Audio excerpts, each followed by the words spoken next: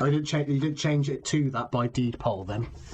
No, it's no stage name or anything. It's my actual name. Right. Right, so hello Dan. Dan Yo. Angelo of Doctor and the Medics and lots of other bands. Would you like to introduce yourself? Yeah. Dan Angelo.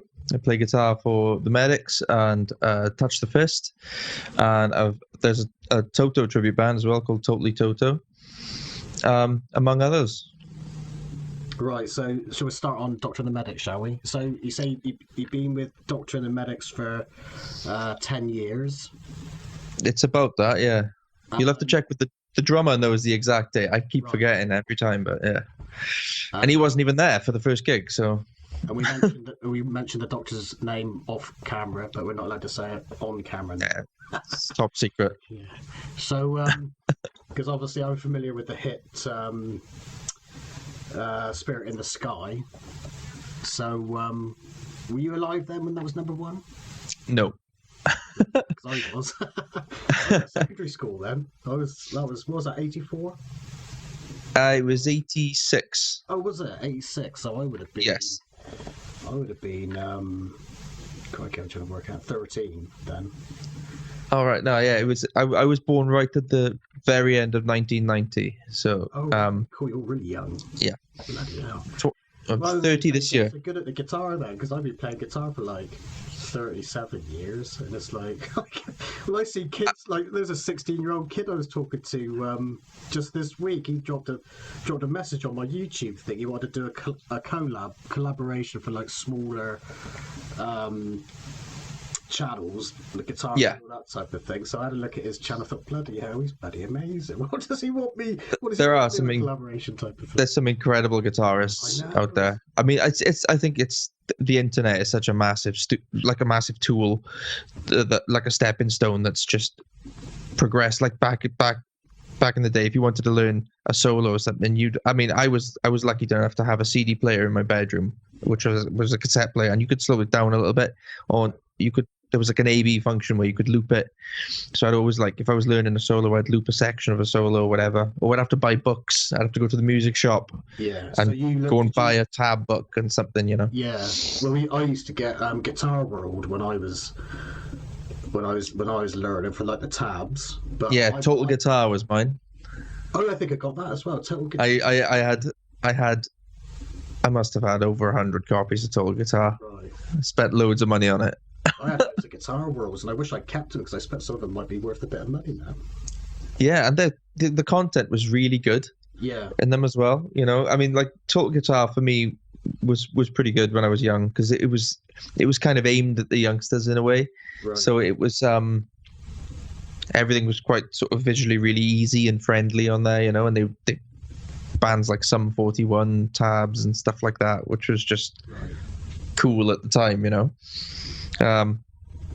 So yeah, the Guitar World stuff always seemed a bit more grown up than Total Guitar. It seemed a bit sort of, a bit young. The Total Guitar stuff was. Guitar Techniques was another one as well, which is quite good. Yes, yeah. I like that magazine. That's a good one. Because I remember when I used to buy it, they had this. They'd choose a band from the alphabet and go through like riffs. So say A, that'd be like a whole. They'd do like, I don't know, about 12 AC/DC riffs or 20 AC/DC riffs or something. They go on to B and it'd be Black Sabbath and all that sort of thing. Yeah. It's quite good, that was, just to learn the sort of famous riffs and all that sort of thing. Yeah, I used to enjoy it. Just like there was always this like sort of right at the start of the magazine, there was like this little 5-minute guitar lick, which you know, the idea was it's only like 4 bars long or whatever, but it was always a different style. Like one week it would be country, it would be jazz, then it would be fusion or whatever. So that was always really cool. Right. So are you self-taught, or did you get some lessons as well? I had lessons in school when I was in infant school and primary school.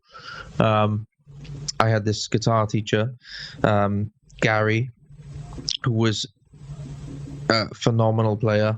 He was a jazzer, and he just turned up with his classical guitar, and it would just be, you know, you'd have the school guitars or whatever that they had there, and I was taught by him right the way through primary school, and he was the guitar teacher in my comprehensive school as well. So, I see.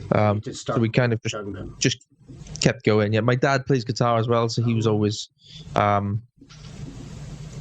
there showing me bits as well. What sort of things your dad into then? Same as me, really. Rocker. Rock, yeah, man, heavy metal. He plays guitar in a Black Sabbath tribute band called Children of the Gravy. Children of the Gravy? Yeah, they're really good. And he also plays guitar with the Medics as well. Oh, does he? Yeah. I saw some of it, when I was like looking at some of the Doctor of the Medics stuff. Your brother was involved as well, I think. Yes, yeah. Is he older or younger? He's a younger brother. And he's done a bit of bass guitar for the band. He's played guitar for the band, and he's done a bit of dress up as well. Which is something that we don't do that so much anymore. We used to do it. It used to be sort of part of the show. Right. We used to have this guy that's called Paul Nevin.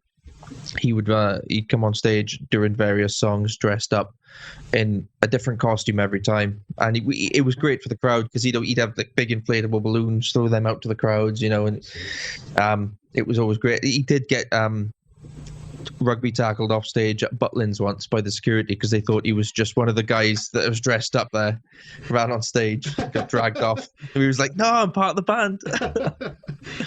Oh, it's great. So, I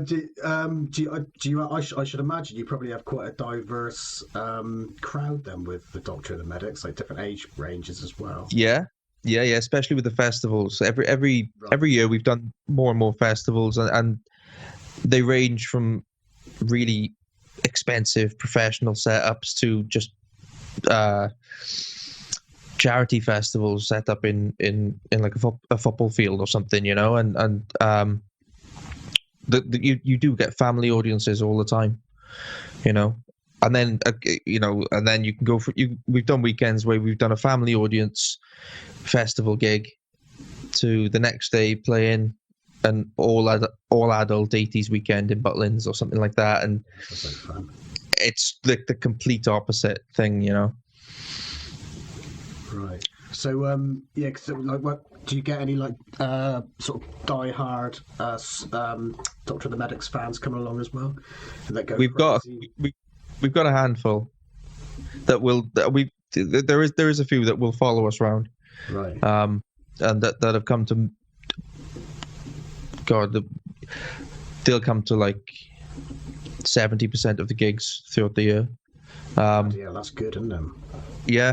Yeah, so it's great. It's great to have, but it's also like we've always sort of conquered everywhere we've gone. So we'll do a festival, and from that we'll have converted a whole lot of people, because the show is just so energetic and fun, and just rocking. Been with it for 10 years, and now all that fun. Yeah, it must be fun to be with them for 10 years. Yeah, as well. Yeah, that sounds great. That does. I saw the your cover of "Spin Me Round" from Dead or Alive. Is that right? Was it you said, or did I see somewhere else that people used to confuse the Doctor with Pete Burns from Dead or Alive? I've read that, I think, as well. Yeah, I thought I saw something like I've read that, yeah. It don't happen. Don't happen anymore. No.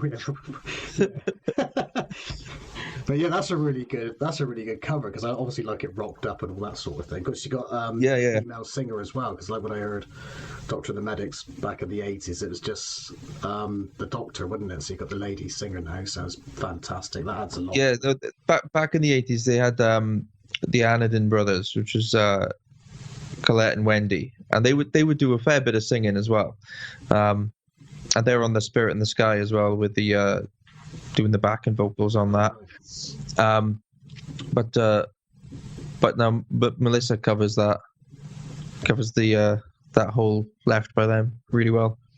Yeah, that's good. That is that song. I think that's bloody brilliant. Though. So you're working on the new album then, as you were saying. Yep. Yeah. At the minute we're getting through it bit by bit. So when do you hope to have that finished by? Well, it's been in the works since I joined the band. So when was the last album Doctor and the Medics did then?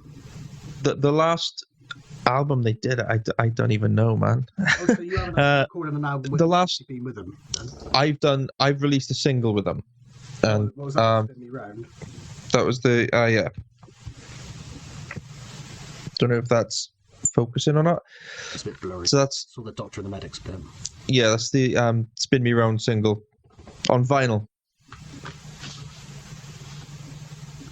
Oh, so there's that. That's my copy. You download that online as well. Yeah. All on that. Like, yeah, so it's got yeah, Spin Me Round on side A and Spirit in the Sky on side B. Any links that you want to put in, we can put in the description below if anybody's interested. Oh, great! Yeah, awesome. If anybody actually watches this. Yeah. Well, you can buy. You can get these. You can get these. This is the same single. It's just the white label version of it. So, right. Yeah, you can get these off eBay, and the Doctor will sign them all. Oh, brilliant. So how are you coping with the lockdown then? I suppose you keep in touch with everybody via... Yeah, we do it like sort of it's normally every weekend, but it's sort of progressed into every other weekend now, and we call it going down the pub. So we basically just have a Zoom meeting with some beers and just have a laugh, really. I say it's a meeting, it's never really very productive. So yeah, it's just a couple of beers, really, catching up. Are you missing out? Are you missing getting out and about them, playing? Yeah, well, it's the gigs are just the best part of anything, and hanging out with the band. Everybody in the band's a great laugh, So it's such a. We had so many gigs lined up for this year, and they've all disappeared. So it's just such a I don't know what to do with yourself. I've spent most of this lockdown not knowing what day it is.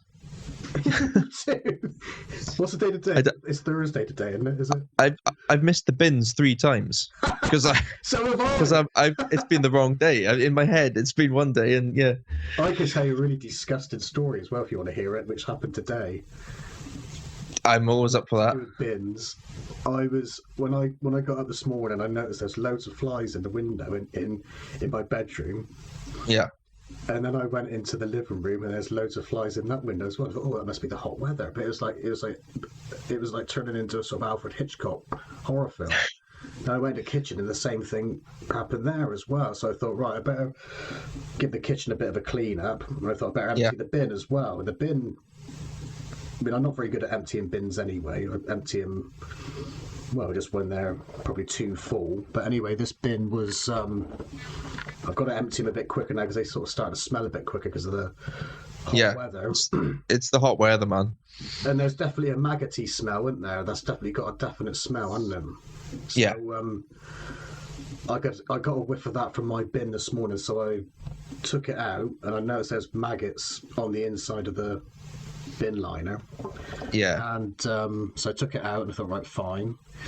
So then I had a good clean up of the kitchen floor and got my Hoover out, and I noticed there was maggots. They'd escaped out of the bin, and that bin bag hasn't been in there for that long. Yeah, it's the flies, man. The flies in the hot weather. It's awful. And because I got a cat here, and I think they're attracted to cat food, aren't they? And Tilly, my cat, she sucks the juice out of the cat food. So I checked what she doesn't eat away. Anyway, when I was hoovering the carpet, the what you call them, what the maggots turn into, like the lava. Yeah, the hard shell before they turn into a fly. They're all embedded in the carpet. I was like, oh god, I freaked out. So I had a good bloody disinfect of the whole place. Yeah. All these bloody flies flying around, and it was like they were hiding because when I closed the door, I could see all the flies climbing up the corner of the kitchen Yeah, the walls type of thing, just where the bin was, like they were hiding. And I know. All mine are out the back garden. All the bins are out the back, apart from the food bin, which was in the kitchen, and that had to go out today because the amount of flies. that's So, what I've got to do then. I bet you. I don't think you probably wanted to hear that, did you? Really? well, it's a problem. It's a problem that needs to be addressed. Right, back to guitars and stuff then. Right then, so when you're playing live, you're quite busy. Are you playing with different bands pretty much all the time within the week then? It depends. So normally during the week, during the weekdays I try and stay home.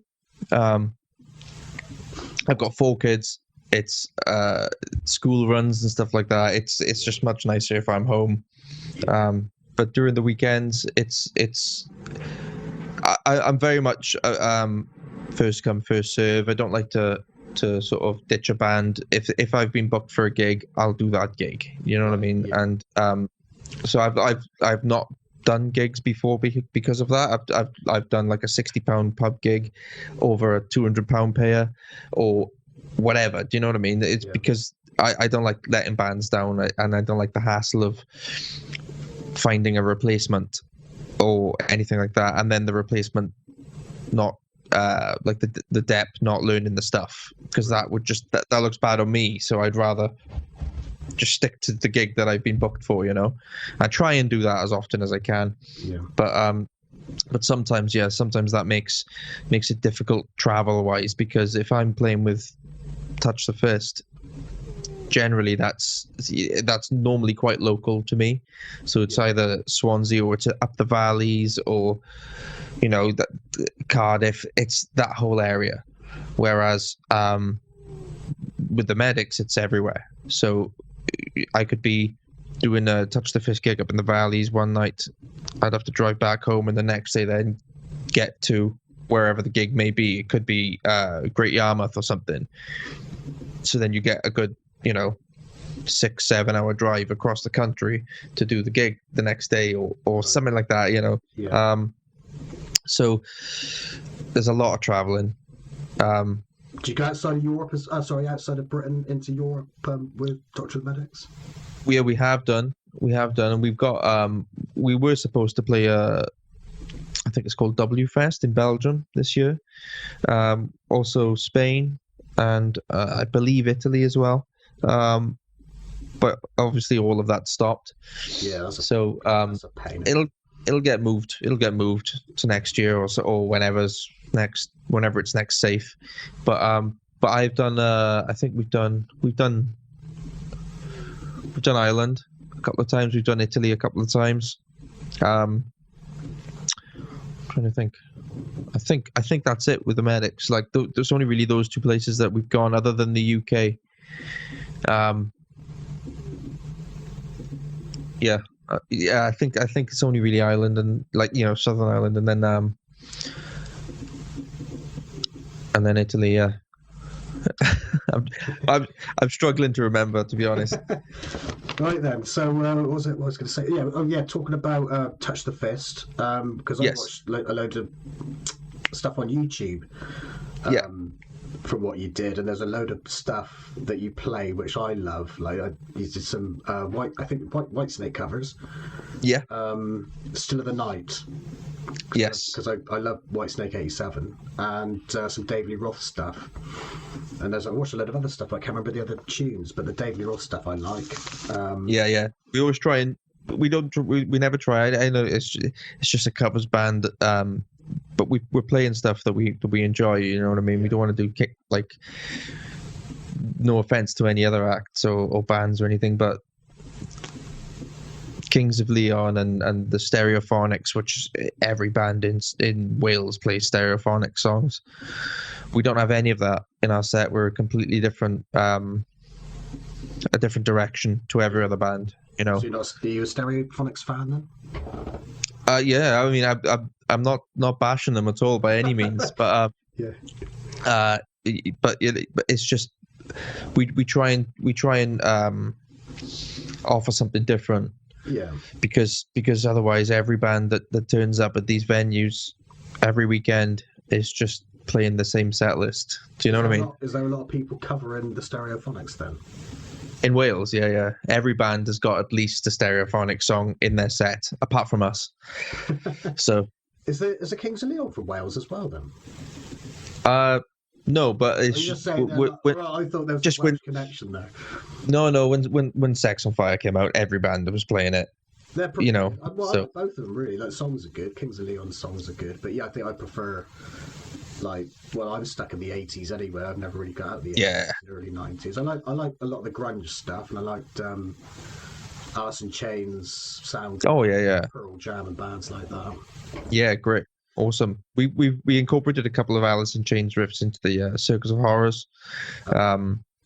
Tour, quite for just now, now and whenever, because on that tour it was quite fun in the sense you could do anything you like with the music really, and nobody would they wouldn't notice, the artists wouldn't notice because they're doing their tricks at the front of the stage with where it be it aerial acts or juggling or whatever, or sword swallowing or something like that, and as long as you brought the music down at the right times and brought it back up, you could do whatever you wanted. So we used to just play with it, and we stuck some Alice in Chains in there, some Damage Plan, some a couple of cool bands. Yeah, that must have been a lot of fun then, the Circus of Horrors. It was good fun. I reckon I'd like to do something like that one day. Yeah, it's good fun. It's a lot of work. I should imagine it is, because I think the closest I've ever seen to something like that is the Blue Man Group. All right, yeah. See those? Because I saw them, I think it was over 10 years ago, I think, and they had there's really good rock band behind them while they were doing whatever they were doing. It was really good. I haven't seen them. You might like that. You should look them up. I think I'll check it out. Check it out. Yeah. So I did say that whatever links you got, we can stick in the description. Yeah, I did say that, didn't I? We'll stick your links in the description below. Yeah, great. All right. Let's say if you're learning. We'll get to guitar practice and all that sort of stuff. When you say you're not practicing so hard now for obvious reasons, family and all that type of thing. But when you were practicing, say from the beginning, how would you practice hard? Well, I reckon you must have practiced hard to play. Yeah, I practiced every chance I could possibly practice. I was in there. I used to wake up an hour extra early before school just so I can get a bit of practice in before leaving the house. And then I'd go to school, and I'd often say I had a guitar lesson, because the way my school did it you'd have basically a 20-minute window. If the guitar teacher was in school, there'd be however many students. They'd each have 20 minutes on their own or in a class to go there, have the guitar lesson. Then they'd have to go back to their classes, and I'd leave the classes all the time and just go up to the music room.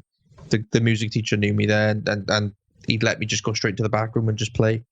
So as often what I would do, I'd never, when I first started comprehensive school, I wouldn't. Most of the break times and lunch times, I'd just be in the music room playing guitar, and then I'd finish school. I didn't start until I was 16. I didn't I didn't do anything when I was at school, full stop, at 16. But I remember there'd be days I'd be practicing from when I woke up until I went to sleep. And I've heard a lot of guitarists like Steve Vai, he's talked about when he was practicing, he'd be doing 8 hours at least a day, wouldn't he? Well, that's it. I used to follow that practice regime, the Steve Vai one. So it would be I used to do to the letter really, and I used to I practiced that as often as I could, as well as learning songs, and I'd try and incorporate the guitar into as much sort of school related stuff as I could. So I played guitar in the school orchestra for quite a while, and just if we had an assembly, a class assembly or something like that, I'd say, "Oh, we could play the song," and then right. just as an excuse to play, really. So, yeah, it's good, isn't it? So, there's another thing. When you practice, say for instance, my alternate picking is quite bad. It's a bit hit and miss. When I get it right, it's all right. I could probably record something in me door, whatever, and like, Yeah. And I'd have to play it, say, 20 times and then pick out the best one. So I'd probably be a bit nervous if I was to play it live.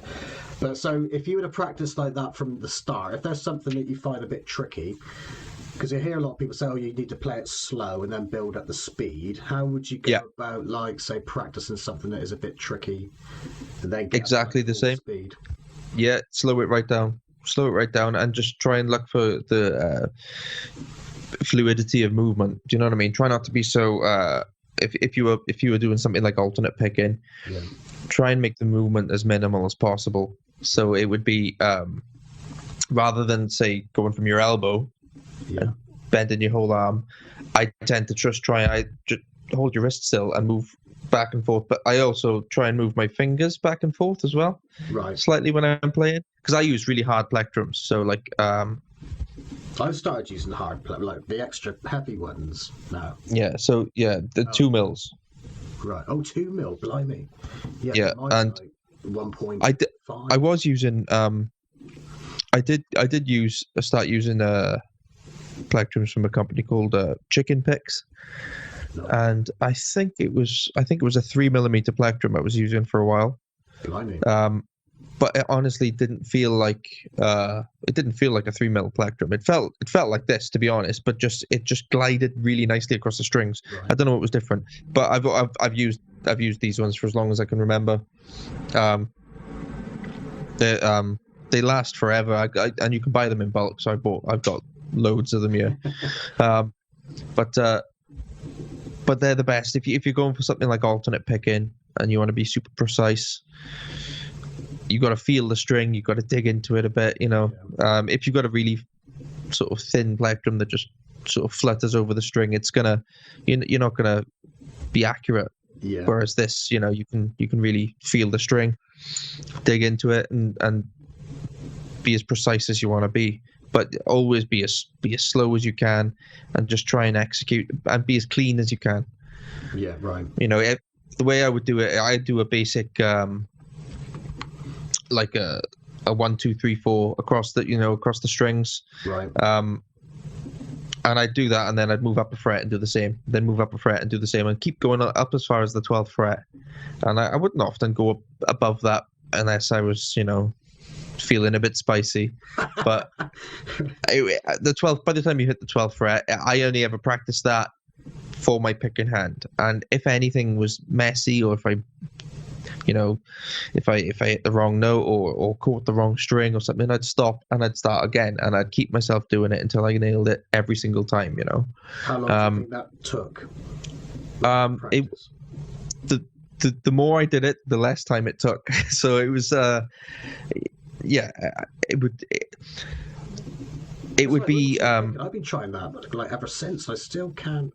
I'm still not confident with it. I don't know whether I'm too impatient with it, because it's like it's like the same old thing. If you practice something wrong, it's always going to be wrong, isn't it? I wonder if I've been practicing it wrong all these years. Well, when I was about 13, something like that, I got into Dream Theater, and John Petrucci, and he had an instructional video out. I can't remember what it's called now, but it's back when he had his long hair and he had his old Ibanez Picasso guitar, and that is the ultimate thing to watch and learn from if you want to do alternate picking to a high standard. It's excellent.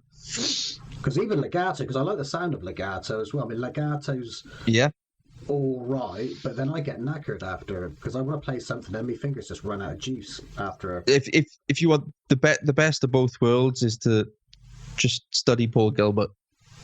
Right. study Paul Gilbert. He is, but his alternate picking is spot on. His legato is excellent, and he incorporates them both brilliantly.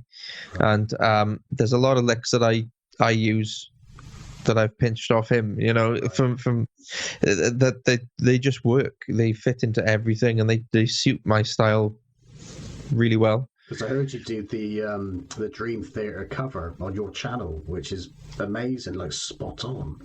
You're a really well accomplished guitarist. Because like the stuff you play as well.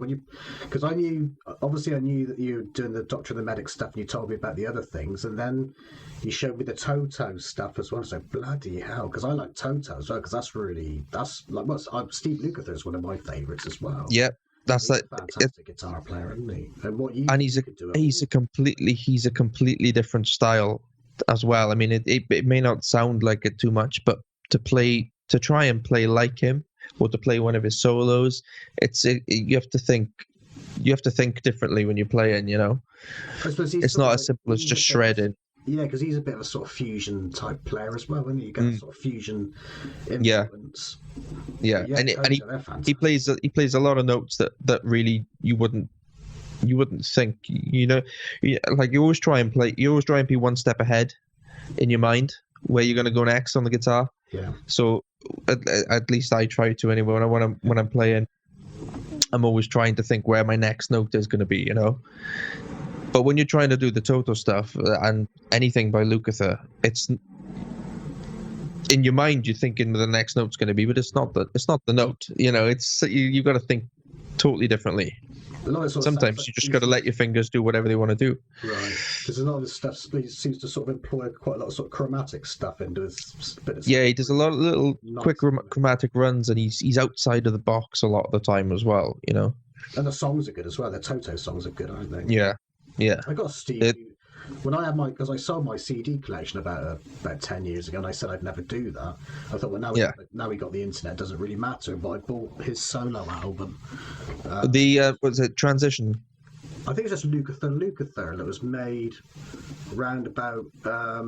It sort of had a bit of a, what would you call it, like a pop arty picture of him, sort of led up against a car. I think, sort of orangey blue. I think it was like sort of 1990-ish, or maybe earlier than that.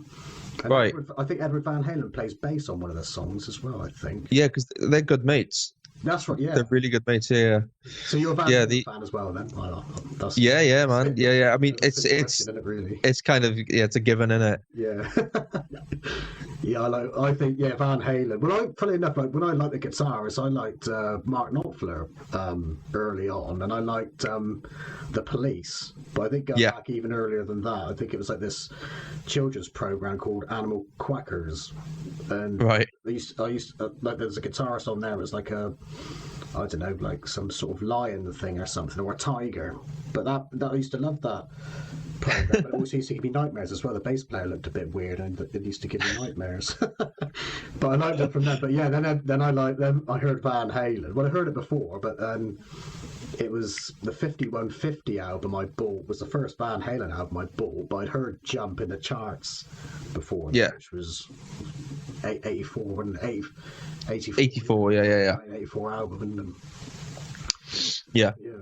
So I can't remember what we talked about then. So I just went off on one, didn't I? Well, we've gone off. We've just sort of fluttered through the 80s. We were talking about Touch the Fist, I think. Yeah. And Practice Regime and stuff like that.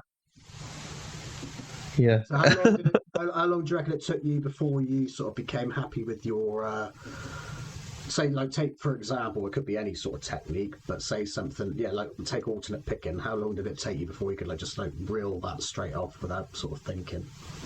To be honest, it's always worth warming up, and always, like, if there's a gig, if I've got a gig, or if I know that there's a song coming up in the set list where there's a good bit of alternate picking and it's worth being precise, then I'll always try and warm up before it, even like before the song starts. If it's at a gig and I realize, I haven't warmed up or anything, I just roll the volume down whilst the song's being introduced or whatever, and I'm just quickly having a quick sort of warm up.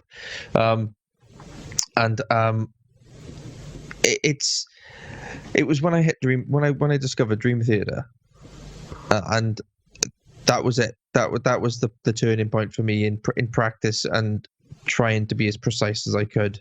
And before all that, I've grown up as an AC/DC fan. Angus Young was like up there, he's the man and it was AC/DC, Black Sabbath, bands like that were just, that's what I listened to, that was all the music in the world I ever needed. I had Van Halen for a while, just didn't listen to anything other than Van Halen. Yeah, but then when I got to Dream Theater, and the first album I heard from that lot was Train of Thought, and it was the song As I Am, and it was because I was in a band in school. I think the drummer said, "I'll check this out." So and I just couldn't. The guitar solo came in, and it's not even a particularly fast solo for him. I mean, there's flurries of speed in it and stuff, and time signatures are quite sort of straightforward for Dream Theater. But I was just like, this is excellent. I want to play like this. So taking my Angus Young hat off and trying to go from sort of blues and just bleeding on the strings to just trying to sort of be like a machine gun precision alternate picking was it was a challenge. So I'd say that it would probably now take, if I was to pick a guitar up and try and play now, trying to do something really intricate and whatever. I mean, to get right into the mood to do it properly, probably about 10 minutes. I've got tendonitis as well in my arms. Have you? So yeah, it's I've got it in my hand and in my elbow as well, which is a pain in the ass. It really is, especially at like when we're gigging regularly, and you can really feel it as well, especially if the song is hard. It really takes it out of you when you're playing. Yeah, that's not good for a guitarist, is it? So no, it's all in my left arm. Can you keep it relatively well under control? Painkillers, do they help? Not really. Painkillers don't really do much. I do take them anyway because I feel, even though they don't do much, I feel like they do something. But the idea is to just rest. The recovery is rest. But I don't pick anything up. How are you not supposed to pick anything up with your left arm? Or it's something like what else? Ice packs. Use ice packs, and I recommend that after a gig, stick an ice pack on your elbow or wherever you got it. Ice pack, yeah. I mean, like, I find doing the medics gigs, the guitar work on the medics gigs isn't anything. It isn't crazy, It's normally quite straightforward.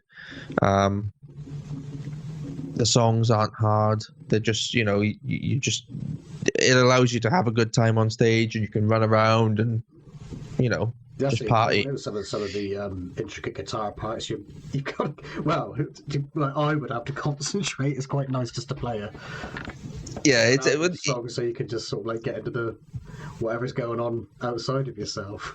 Yeah, you have to try and it takes a bit of getting used to, and the whole running around side of things. But with Touch the Fist, I can't move really. I mean, there's not often a lot of space to move. Right.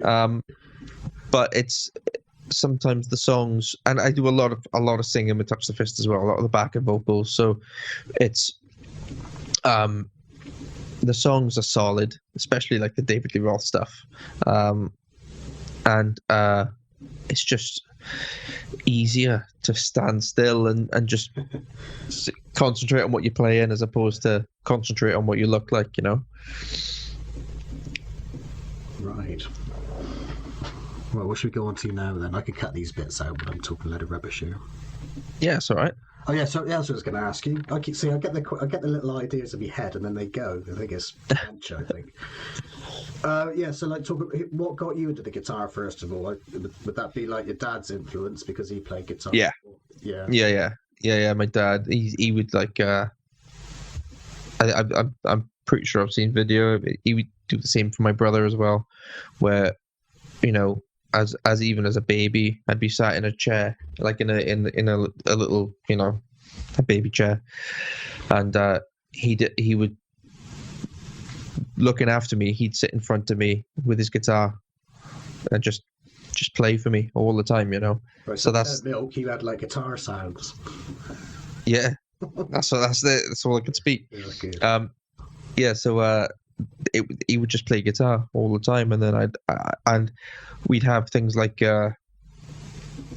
he had like a little 4-track cassette recorder, and he'd have his band over, so they'd be in the in the middle room of the house, and his whole band would be there recording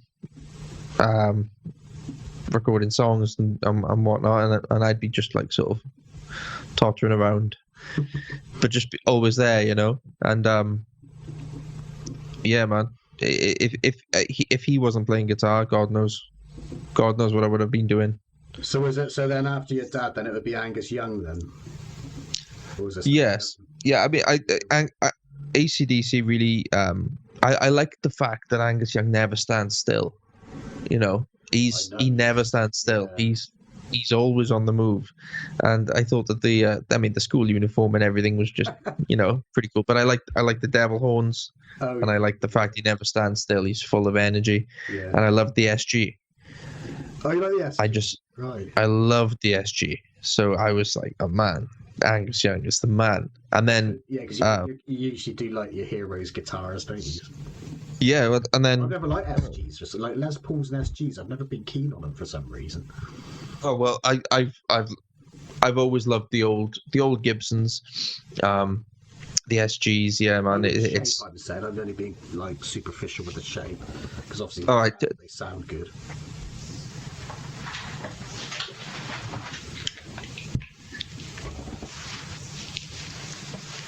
So yeah, sorry.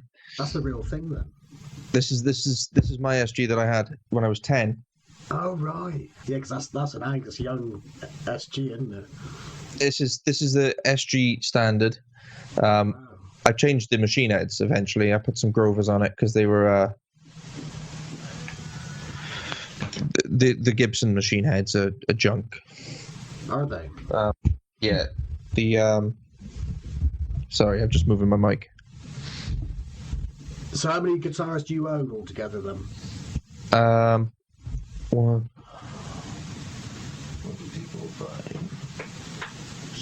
Of course, that's how we met, wasn't it? It was like because I wanted to buy your guitar.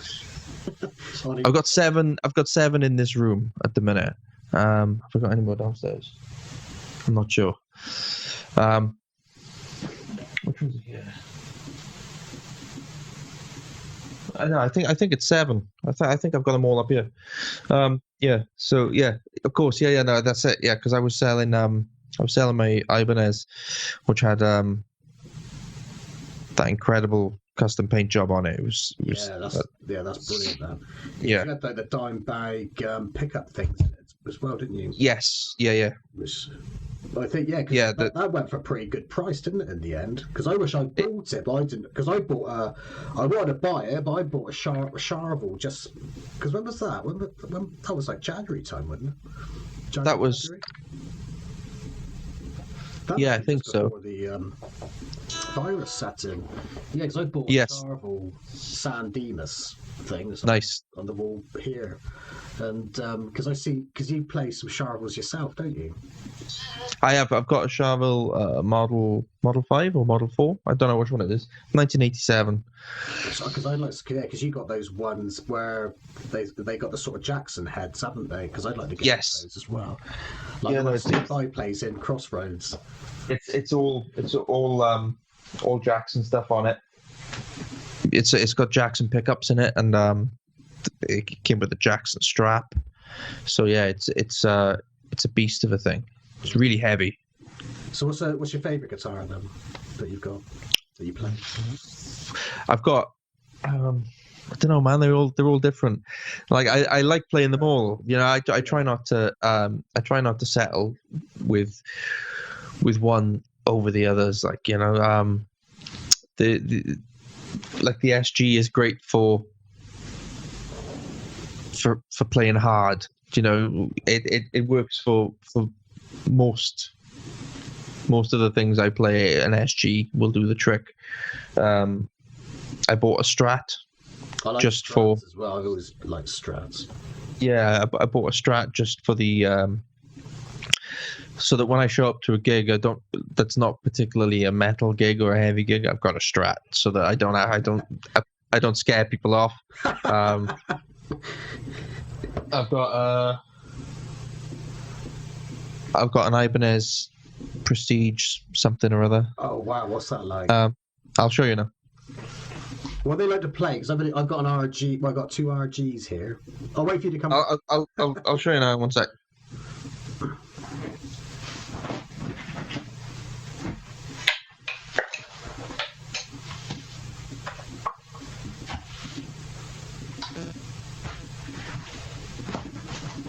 I think I might have seen you play that one. Sorry? I think I've seen you play that one. Did you use that one when you were doing the Dream Theater cover? Yes. Yeah. I know what's making this blurry. It's this stupid blur my background thing. Right, there it is. Yeah, so it's just single, one pickup, one volume. Always do that with your floating bridges. Yeah, I'm gonna do that to mine, like, because I wouldn't do it as my playing first, or I get too much noise. It probably is a bit of that as well. I if you can, there's two ways to do it, and I've got it both ways in a couple of my guitars. So, the best way that I think is to get a sweatband, unhook the springs, stick the springs through the sweatband. Right, that's a good idea. And cook it back up, and that just takes away all the resonance. This one's also fitted. It's got a slight custom job to it, which you can't see because it's hidden inside the guitar. It's got a kill switch built into it. Oh right, oh good. It's in the volume, so the volume knob is a button. Right, brilliant. So I was going to store one of those on my own guitars, but never, because I love the sound of those when you get those going.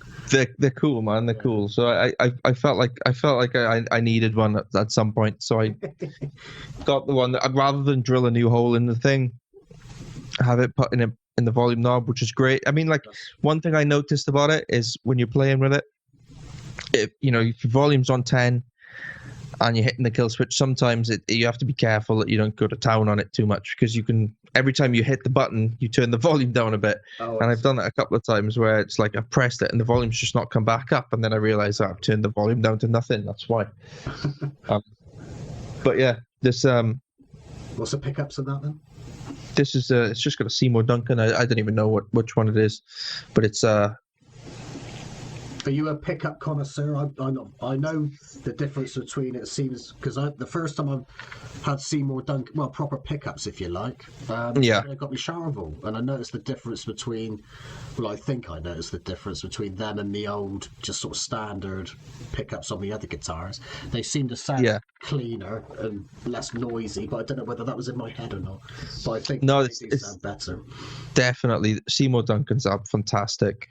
And I've got Seymour's on this. The Dimebucker, which obviously I've got rid of now. The Dimebucker pickup, that was out of this world, really great, really high output, but clean as a whistle. It was brilliant. Right. And then my Strat, I did have vintage Fender pickups in there. But even there, I was like, oh man, I'm using this Strat, but I'm just not getting enough out of it, like enough power. Yeah, I was missing the power, so I bought some Seymour Duncan Hot Rails. So it kind of became almost like a Dave Murray signature Strat, and it's the same pickups. So the Charvel here, it splits the pickups up. If I pull the knobs in and out, you get like that Fender Strat sound. So that's sort of ideal for me, because I do like that. It's perfect, because when you've got a guitar that's versatile, that you use it more often, it covers all the grounds. It's great. But the only trouble was with them. Well, that's why Steve Vai invented his RG, wouldn't it? Or the new Ibanez guitars and all that sort of thing. You can. It's hard to get up to that top fret with that. Fender Strat shape, because my Charville's like the Sandinas is the old Fender Strat shaped body and 22 frets. But mind you, I don't think I ever play it beyond 22 frets. There's only about 2 songs I probably go up to on the 24th fret. Yeah, I mean, like I've always, like when I was younger, I used to think it's got to have 24 frets. It's just got to, you know. And now it's like, well, no, it doesn't at all. You know, you can. Yeah. There's no harm in playing it. It's nice for those octaves. If you like E, Yeah. you get that last E, don't you? Instead of trying. Yeah, to I mean, with this Ibanez, I mean, you can easily, the 24th fret is so easily accessible. It's insane. There's so much of a gap there underneath the fretboard for you to just get your hand in. It's so easy. I mean, I can get my first finger there easily, you know. So it's this has got so much scope. This guitar's great. I don't play it often enough, really, but it's great. It's not too heavy either, to be honest, considering it's only got one pickup. But yeah, it's got a lot of battle wounds. That's good when you get battle Lots wounds, of. isn't it? Look at that. Bloody hell. All on the back, yeah. Crikey. Yeah, it's been battered, this thing has. Absolutely battered. But yeah, no, it's a great guitar. Do you have your action set quite low? Yeah. Yeah, and again, it depends on the guitar for me. But generally it's quite low. It's as low as it can go, really. Without it, I don't like it so low that you've only got to put your finger on the string and it goes out of tune. I find that, like, it's, you know, if you press too hard, I'm used to applying a certain amount of pressure with my fingers on the fretboard, and if the action's too low, I'm still putting the pressure on the string that I would be doing if the action was slightly higher.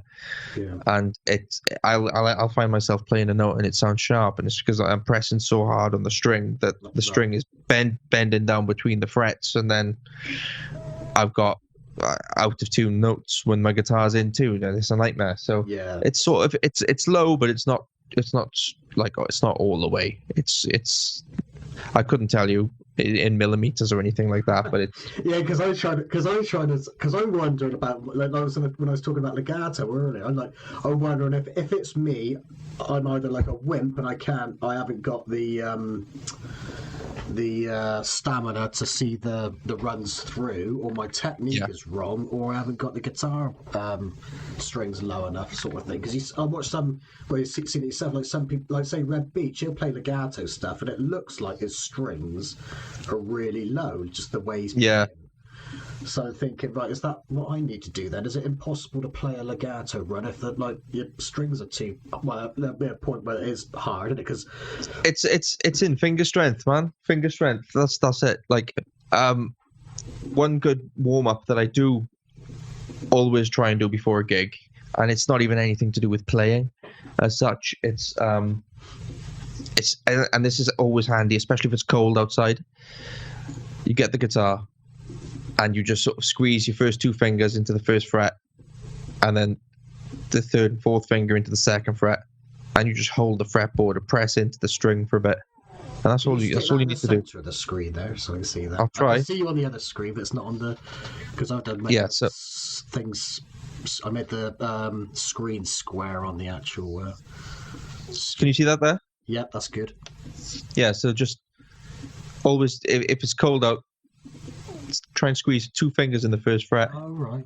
And the next 2 fingers in the next fret, and then just hold the string down. Just press down with equal pressure, all 4 fingers, and try and keep that there for about a minute. And all that does is just because you just press down on keeping pressure on the string. Right. Just get the blood flowing in your fingers a bit, and just try and get them warmed up, because that helps a lot. Right. I know it seems like you're not doing anything, but try and do that for a minute. Just hold the string down. That's all you got to do, is just hold that string down for like a minute. Gets the blood flowing nicely, and I find even then, if you're just doing like just a quick sort of nice easy, it takes no effort then, because your fingers you've already put a nice bit of pressure on the string, and just hold it, you know. Yeah. remember you used to be able to buy all different gadgets. I remember like when I was young, I expect you could still buy them, like these little pressy things. Yeah, They'd have springs in them. I don't know if I suppose yeah. they would be beneficial But because John, the bass player for the Medics, he's got one in his van, and that's a great place to have one because obviously you can't practice your guitar while you're driving. Yeah, but he's got one. So obviously finds it beneficial then to do that. That's what anything beneficial that you put in exercising those muscles, and it's going to be beneficial. Yeah. Because definitely. As well, like I notice if I set my strings because I don't know if I've got my strings on my Charvel set as low as they can go, but it feels relatively comfortable. But then I get used to it. Then it feels like I need to go lower again. And then I go and play the acoustic in the other room. And it's like, crap, I can't play it. I've lost all my strength then because I'd be playing on a too low action guitar and I've lost my strength because the action's too low. So then you go in the other direction. I know. Then. Well, my Charvel, I had to have it refretted recently. And it was only one fret that needed refretting, but then it all needed leveling, and that feels like a different guitar to play. Now it feels great. It just glides. Everything glides compared to my other guitars, which have never had any fretwork done. Even my SG, which I've had for 19 years, I've never had any fretwork done to it. And I mean the frets are like this; they're all over the place, but it still plays fine. No notes are choking out or anything, so I don't want to touch it, you know. Yeah. But yeah, my Charvel, I had to change the Charvel because I had some damage done to the 14th fret by the doctor at a gig, because he just spun around quickly and his microphone just hit my guitar, the fretboard, pushed a string into the fret, so there was just a perfect sort of string-shaped gap in my fret, and I didn't notice at first. I just, you hear it as soon as someone clatters into your guitar. It doesn't sound nice, but it's one of them things. If you bump into each other with the Medics, you just move on. You try not to make a deal of it. Just move on. Just get out of each other's way. And that's the thing. He is so dangerous on stage. Oh, is he?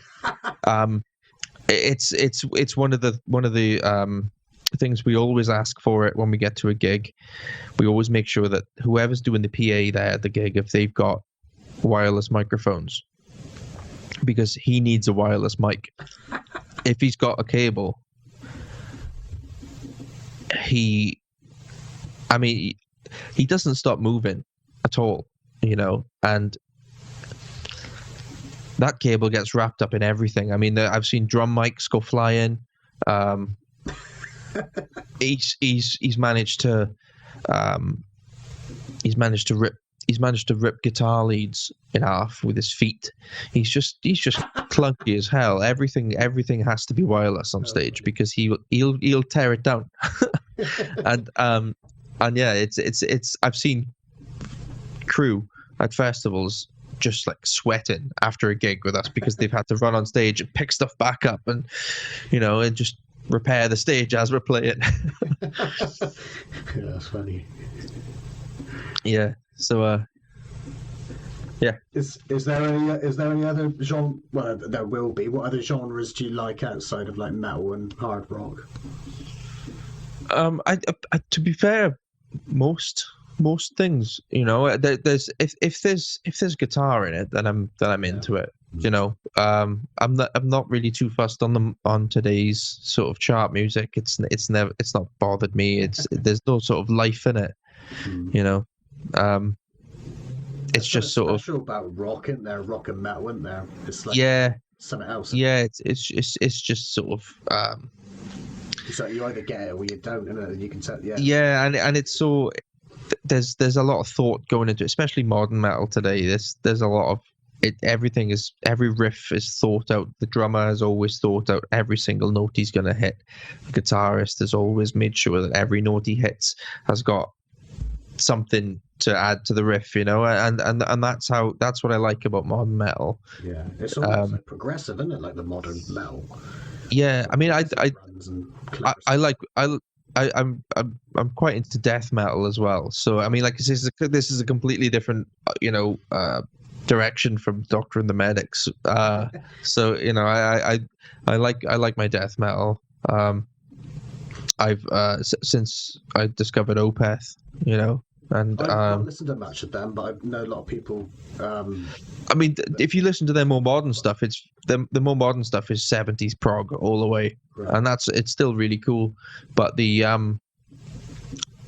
Ghost Reveries album is just out of this world, so good. Check that out. That's probably my favorite one, the Ghost Reveries album. It's excellent, and the guitar, the drum sound, the guitar sound on that album, it just sounds perfect. Right.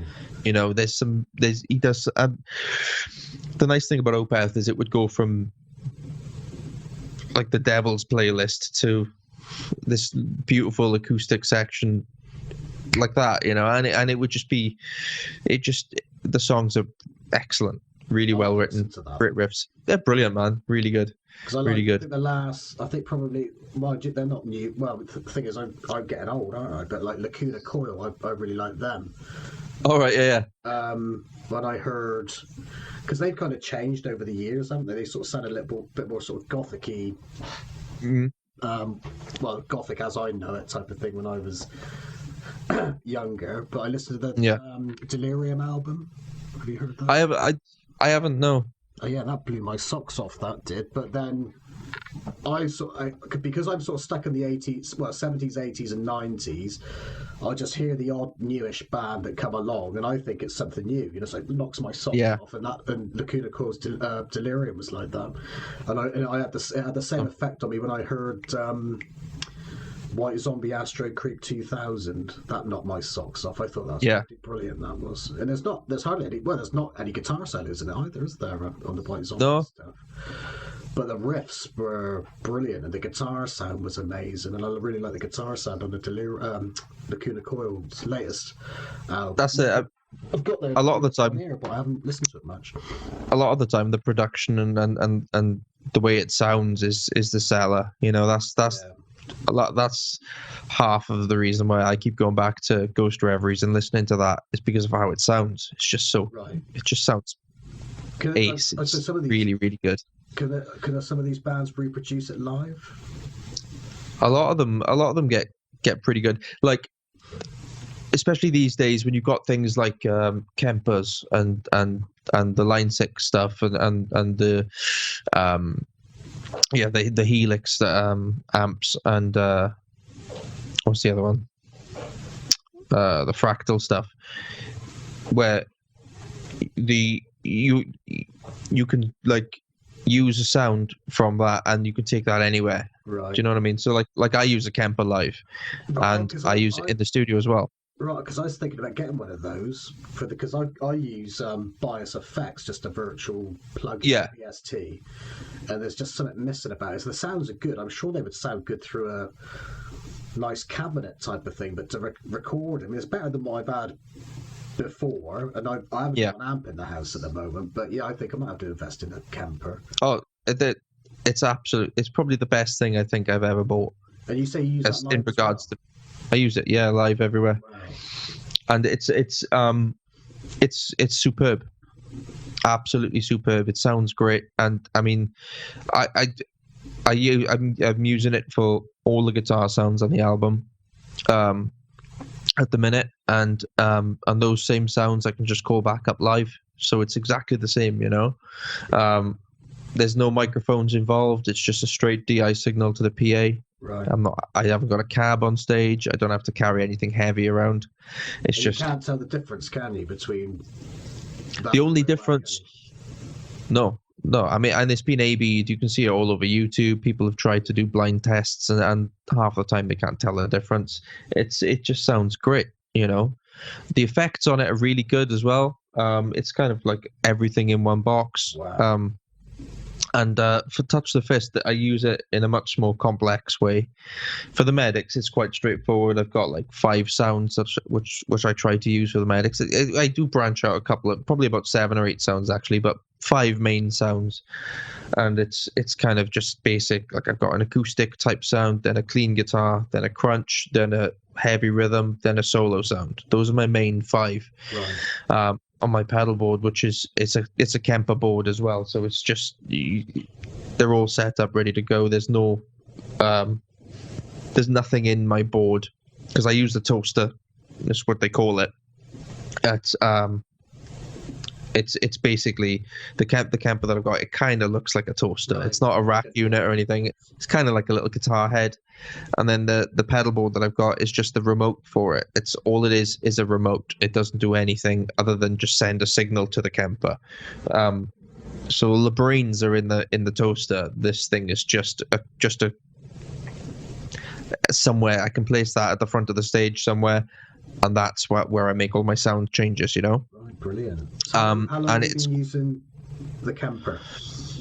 Probably about 2 years now, I think. What did you use before that? Before that I used this Marshall rig, which was huge.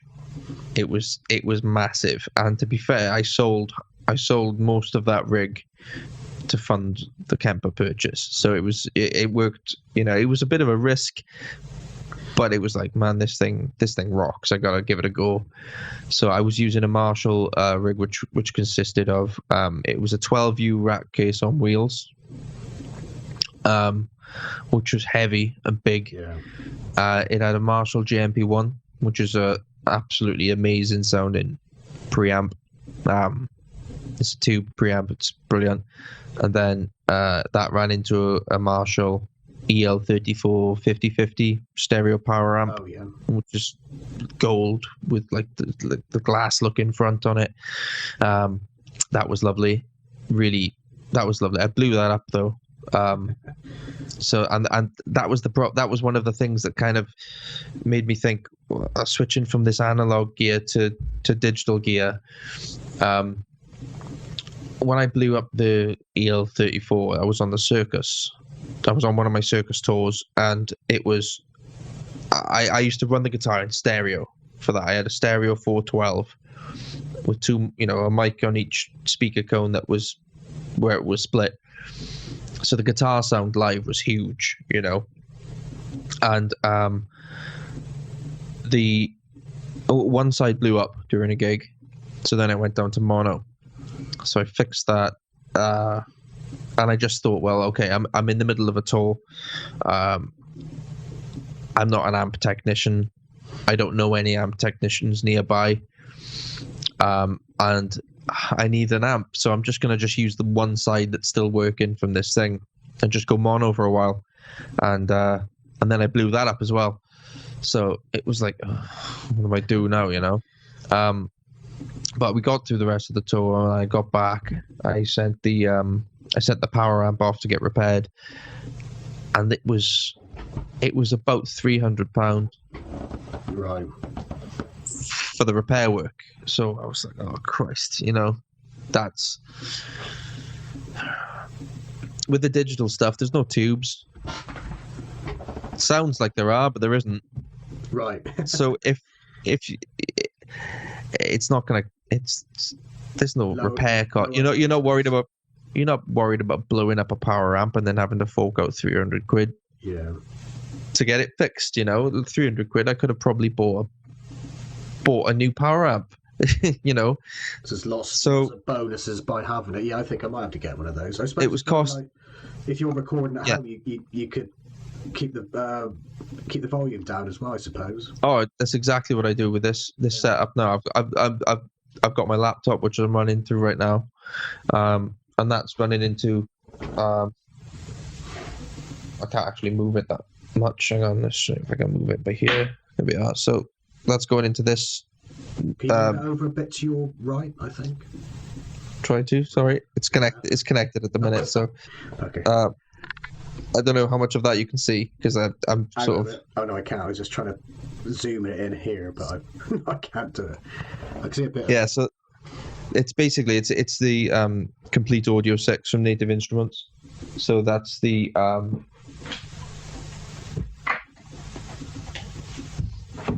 that's my interface that I've got. Yeah, it's nice and simple. It's got 6 inputs. It's got 4 outputs, MIDI in and out as well, which is great for me because I'll explain in a minute with the Touch the Fist setup, but MIDI is quite important.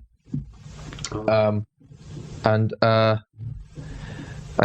that I can just plug the Kemp. In fact, I've got it already hooked up. It's all hooked up with digital cabling at the back, so the Kemper's already hooked up. It's just plug in, headphones on. I've got speakers here as well. But yeah, if I need to keep quiet, I can keep quiet. I can keep tracking the album without disturbing a soul. I think that's going to have to be on my list. I think is the Kemper thingamajig. Oh yeah, it's great. It's great. I mean, the Helix stuff as well. The Helix, that also sounds fantastic. But that's the same thing as you get. It's the same, like you get like an amp type thing, like a Kemper. Yeah, basically, yeah. It's very similar. I just like the way the Kemper looks, really, and that comes anywhere close to a real amp, is there really? I mean, there is a few out there that are really cool. I mean, like Guitar Rig was kind of the one, wasn't it, for ages? Oh, yeah. I never used that. And yeah, so that was always really good. The THU, which is that one's really good. I've used that one loads, and that's a great one for when you just open up your recording software, and you don't even need to plug into an amp and find a sound. It's there, you know.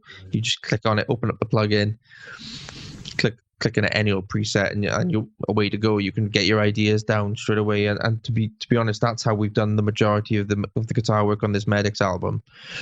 It's we record everything directly from the guitar into the audio interface, so there's no amp in the middle at all. It's all clean going into the DAW.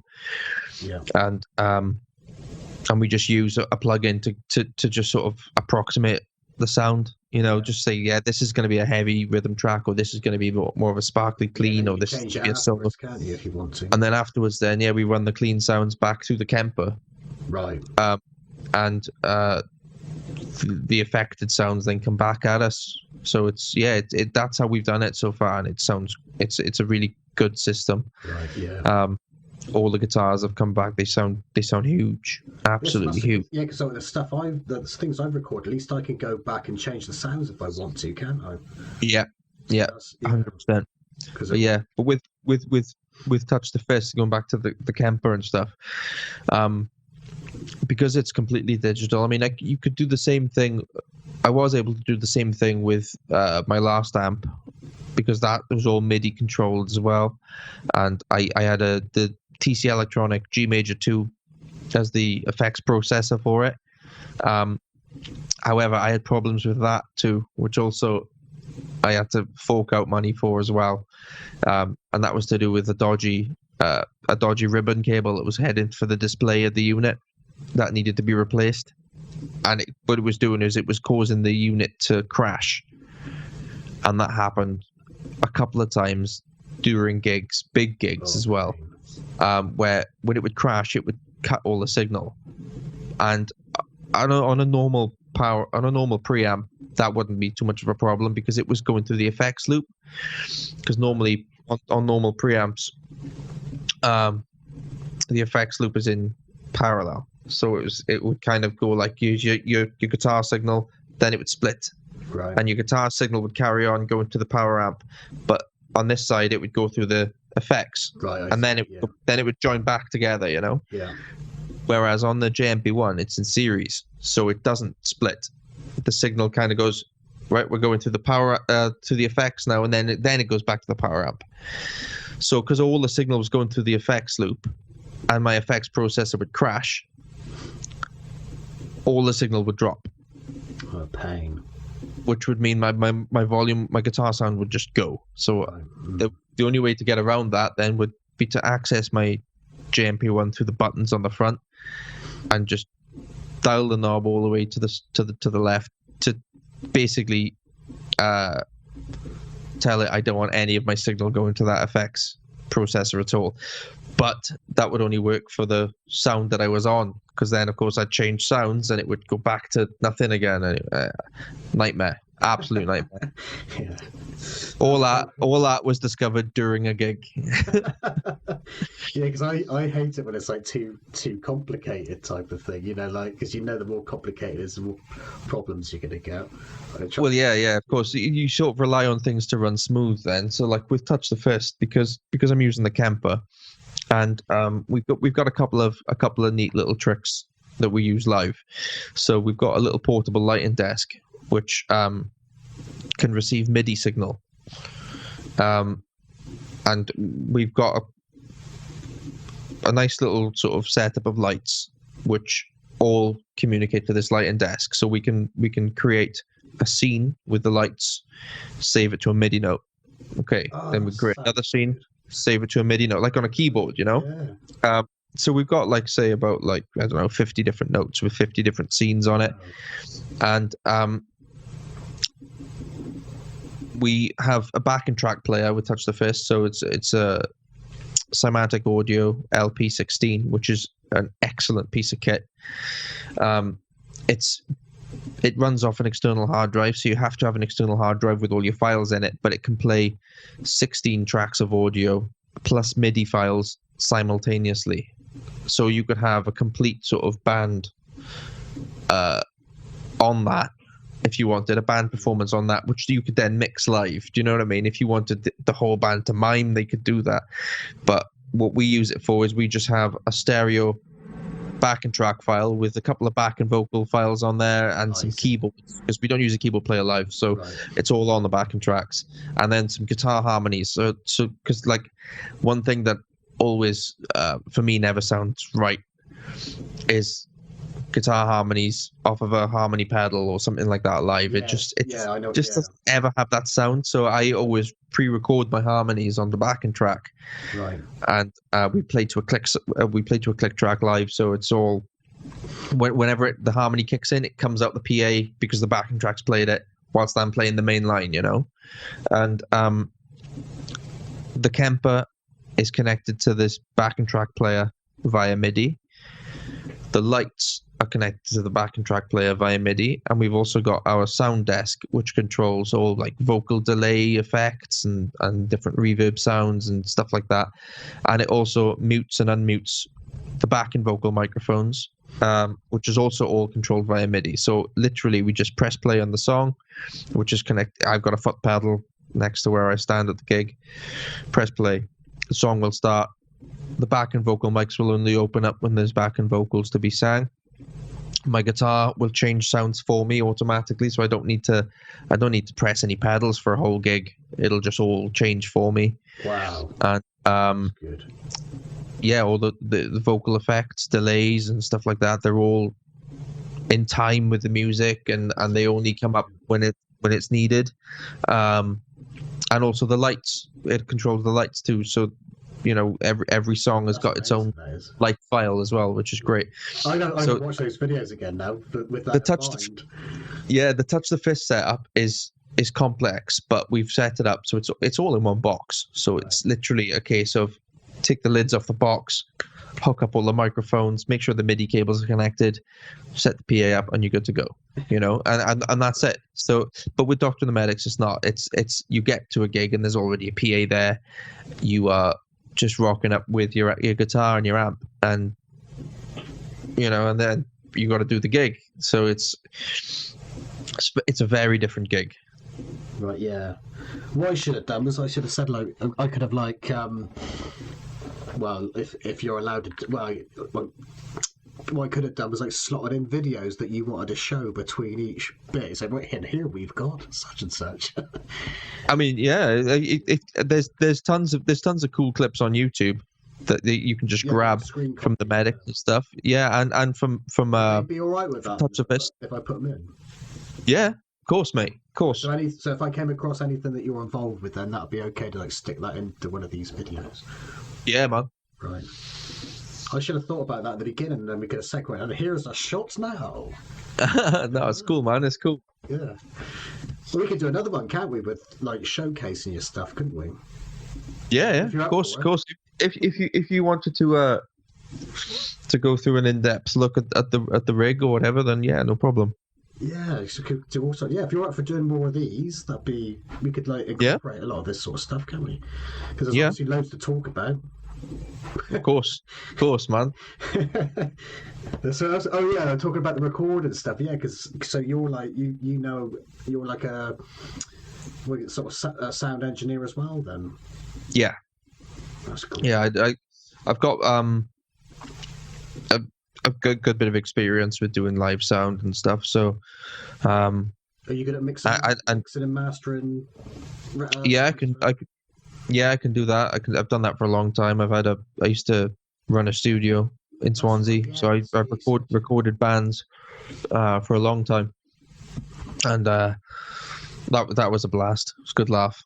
I only really stopped because it was starting to get difficult with the family life and everything, and so yeah. I like it. I can't do it though. I haven't got a clue what I'm doing. Mind you, It just you get some like plugins these days, is quite handy for me. So if I want to master something, like because I use Easy Mix, just get 80s mix, 80s master. yeah. I've never used it. But I've heard of. I've had friends that have used it, and I mean, if it's easy and it gets you creating music, then great. You know. What do you think of them when you hear them? Plugins. I mean, some of the plugins are great, and I use the Slate digital stuff on almost everything because they sound excellent, and they just glue your mix together really nicely. So like I'm on YouTube a lot, and you always pick up tips off people on YouTube. Yeah, and that's, for me, it's like the ultimate sort of hunting ground for like hacks and tips and stuff is YouTube all the way. And YouTube's amazing, isn't it? I think when it comes down to recording bands or mixing anything, like I bought a new plugin the other day that I found on YouTube. It's the Wilkinson Audio Debleeder, and it's purely just I've got a gate already amongst my the plugins that has a debleeder built into it, but it's really difficult to use. I find I've always kind of been like playing with it and think, am I doing this right? Am I getting the best results that I can possibly get with this? Or is that for the... I use it on drums mainly. Oh, I see. So the way I normally mix drums, I tend to boost a lot the high end frequencies on a snare drum, for example, because you just get a really nice crack of the snare drum that way. However, depending on how it was recorded and depending on how the drum kit was set up or anything like that, you get a lot of hi-hat, you get a lot of cymbal bleed. So when you turn up the snare drum, you turn up everything else as well, and sometimes you don't want that. You just want that snare to be turned up and not the hi-hat, not the cymbal bleed and all that stuff. So this thing, it kind of acts like a gate, but it focuses on the frequencies of the snare drum, not anything else, and it just sort of shuts them off. It's really great. It's a really cool plugin. It was only like 20 quid, I think, something like that. And it's when you're mixing live drums and like that somebody else has recorded, it's a really useful tool to have.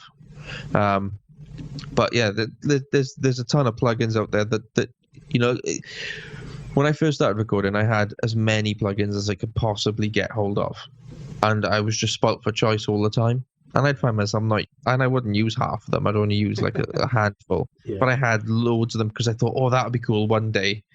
But no, you just get the ones you need, get the ones you're going to use, and the ones that speed up your workflow. Yeah. That's it, because a lot of it is you're waiting on things to render or this, that, or another. But get the right plugins and they'll do the job for you. Like the Slate stuff is excellent. So when you record your guitars through your Kemper, is there anything else you need to do with the guitar sound once you record it? So I suppose that all depends on the mix, doesn't it? Like what? Yeah. Mainly, mainly what I tend to do is once I've recorded the guitar sound, I tend to reamp as much as I can when I'm recording. So I'll record a clean sound in, and then I'll loop a section of the riff, and I'll just play with the guitar sound on the Kemper first. Right. Get it in a really nice place before hitting record. So then it through the Kemper. Yeah. So the guitar is recorded directly into my audio interface, straight to Cubase, which is what I use, and then I play that back through Cubase through a separate output into the Kemper, and then I can just tweak a guitar sound. If it's on a loop, it's great because then you don't have to. Yeah. You don't have to be playing and then find your sound, then tweak it, then get back, play it again. No, that doesn't work. I'll tweak it a bit more because it's constantly playing. You can hear the changes you're making as it's playing, which is great. And yeah, I get the guitar sound in a really nice place before I hit record. Then once it's recorded, then I'll just put. I've got this. It's called a virtual console collection, so it just emulates all these old SSL desks or Neve desks and stuff like that, big proper studio desks, and I'll have all my guitar tracks on a very similar setting, all running through the same desk, because that thing sort of everything blends really nicely that way. Right. It just seems to sit nicely, and then I'll just a touch of EQ if it needs a little bit of something extra in the mix to like whenever I'm doing a guitar track, my rhythm tracks, I try not to have too much distortion on them because I always double track, and if you double track with too much distortion, it just becomes a mess. Right. Yes. It's almost like you're like doubling up on the distortion. Yeah. Thing. Yeah. Dial your gain back a bit. This is kind of the AC/DC that it's just sort of been run into me. Dial your gain back a touch. You don't need all that distortion when you're playing a part, because when it's double tracked, it just sounds really. You can hear the notes then, Yeah. And then when it comes to doing any solo parts or melody parts, I cut the lows and I cut the highs. So it's mainly just mids. Right. That you're listening to. Whenever there's a solo, like on the Medics album, when it comes out, you'll hear guitar solos coming out, and there's not much mids and there's not much lows and there's not much highs. It's just all mids because that just cuts through the mix. I do the same live. I don't really have like a solo boost as such. It does boost the volume slightly, but the main thing it does is it boosts the mids, and that just. It's not like a volume battle then. Do you know what I mean? Right, yeah, I know next to nothing about the sound thing, and I don't know how to get the sounds, but yeah, it's certainly interesting to hear what you. It's yeah, because if you're turning something up, to sort of like a guitar solo, the best thing you can do is turn the other guitars down. Do you know what I mean? Yeah. If you turn the backing guitars down a bit, that gives the guitar solo a bit more room to breathe. You don't have to turn it up so much then, because if you turn it up, it starts to get in the way of things like any keyboards or anything like the drums. It just sort of cuts through almost too much. Like if you've got a lot of lows and a lot of highs in your guitar sound, all of a sudden you start to lose a bit of power in the band that's backing it because your guitar solo is turned right up. Whereas if you get rid of those lows and those highs, you don't have to kill the highs off completely, because obviously you need a bit of highs in your guitar sound for the distortion to sound like distortion. But as long as the mids are boosted, get a load of mids in there and it'll cut right through. It just there's no volume. It's not trying to take over the whole mix then. It's just poking through that gap in the frequency spectrum that's missing, and I try and get it so that it kind of I like to boost it around between the 2 and the 5K mark, and it's where that is on the equalizer thing. Even it's put 10K on there, but put a bit of this on there, but put a little dip in there. I know. It makes me laugh. It makes me laugh because I can't distinguish. I can distinguish lows, low mids, high mids, and highs. fairly simply, and I kind of know what frequencies are in each of those individual spectrums. Right. So, but when somebody says like that they want to boost 7K exactly, I'm like, why? What makes you say that? 7K exactly. Just boost some high mids or something like that instead of I'm saying stumped 7K. by what you're saying, let alone what. Like, what are you saying? You were stumped by somebody. I'm stumped by what you were saying. Yeah, it just makes me laugh. I mean, I don't know how someone can hear a specific frequency. Right. How it has to be in relation to something, doesn't it? That's why, because like the mixer thing, because when I asked you about the guitar sound, I realised what I was saying. It all depends on what the sound is of the other instruments, doesn't it? Yeah, I've only most of understood the that recently. When you're like sat in your bedroom playing your guitar, you don't have to worry about that. It's, I got the perfect tone. This sounds brilliant. Then you get I say, and a song, and it's like, oh, it sounds shit. yeah, well, that's it. I mean, and the thing is as well is you could have.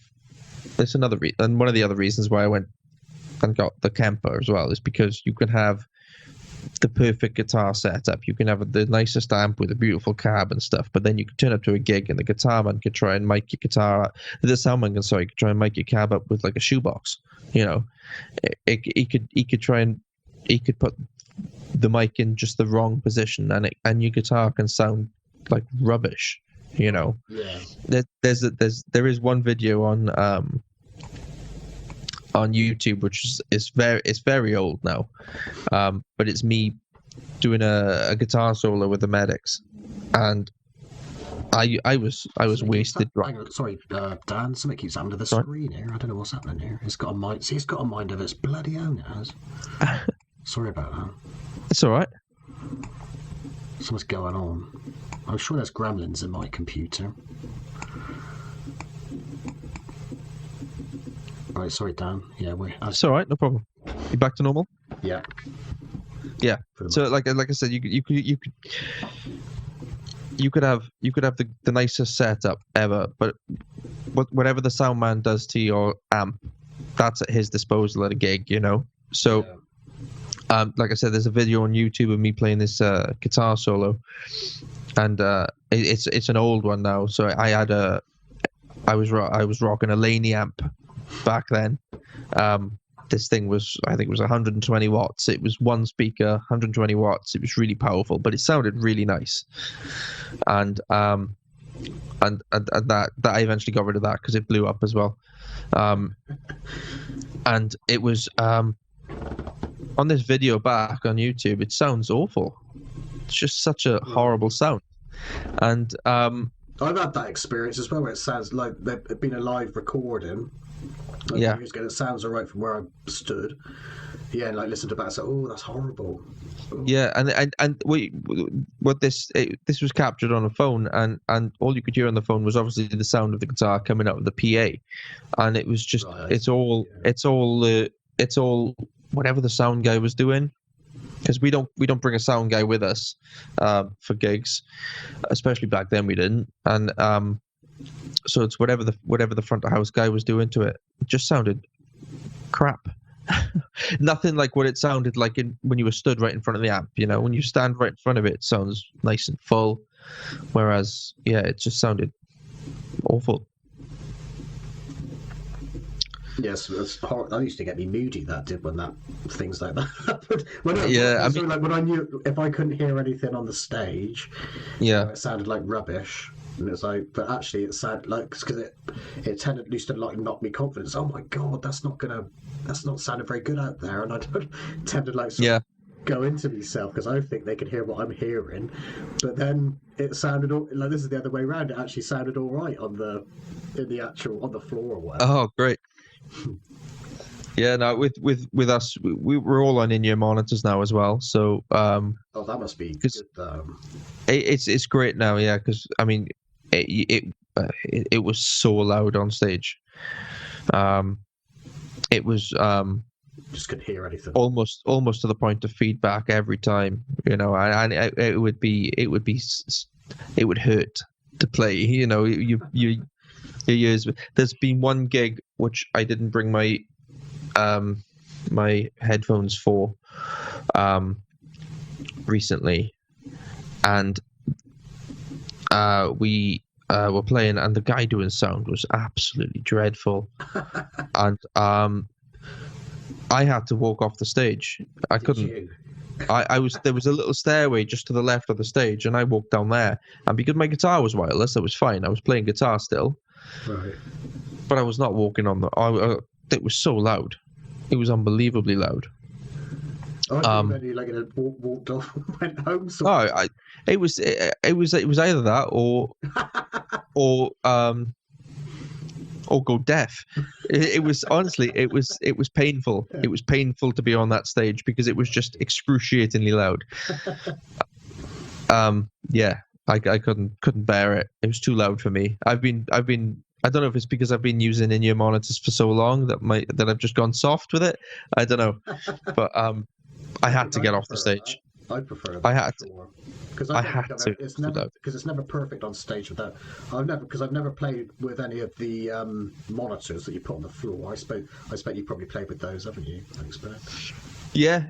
I mean, we still use monitors on the floor, even if we're using in-ears.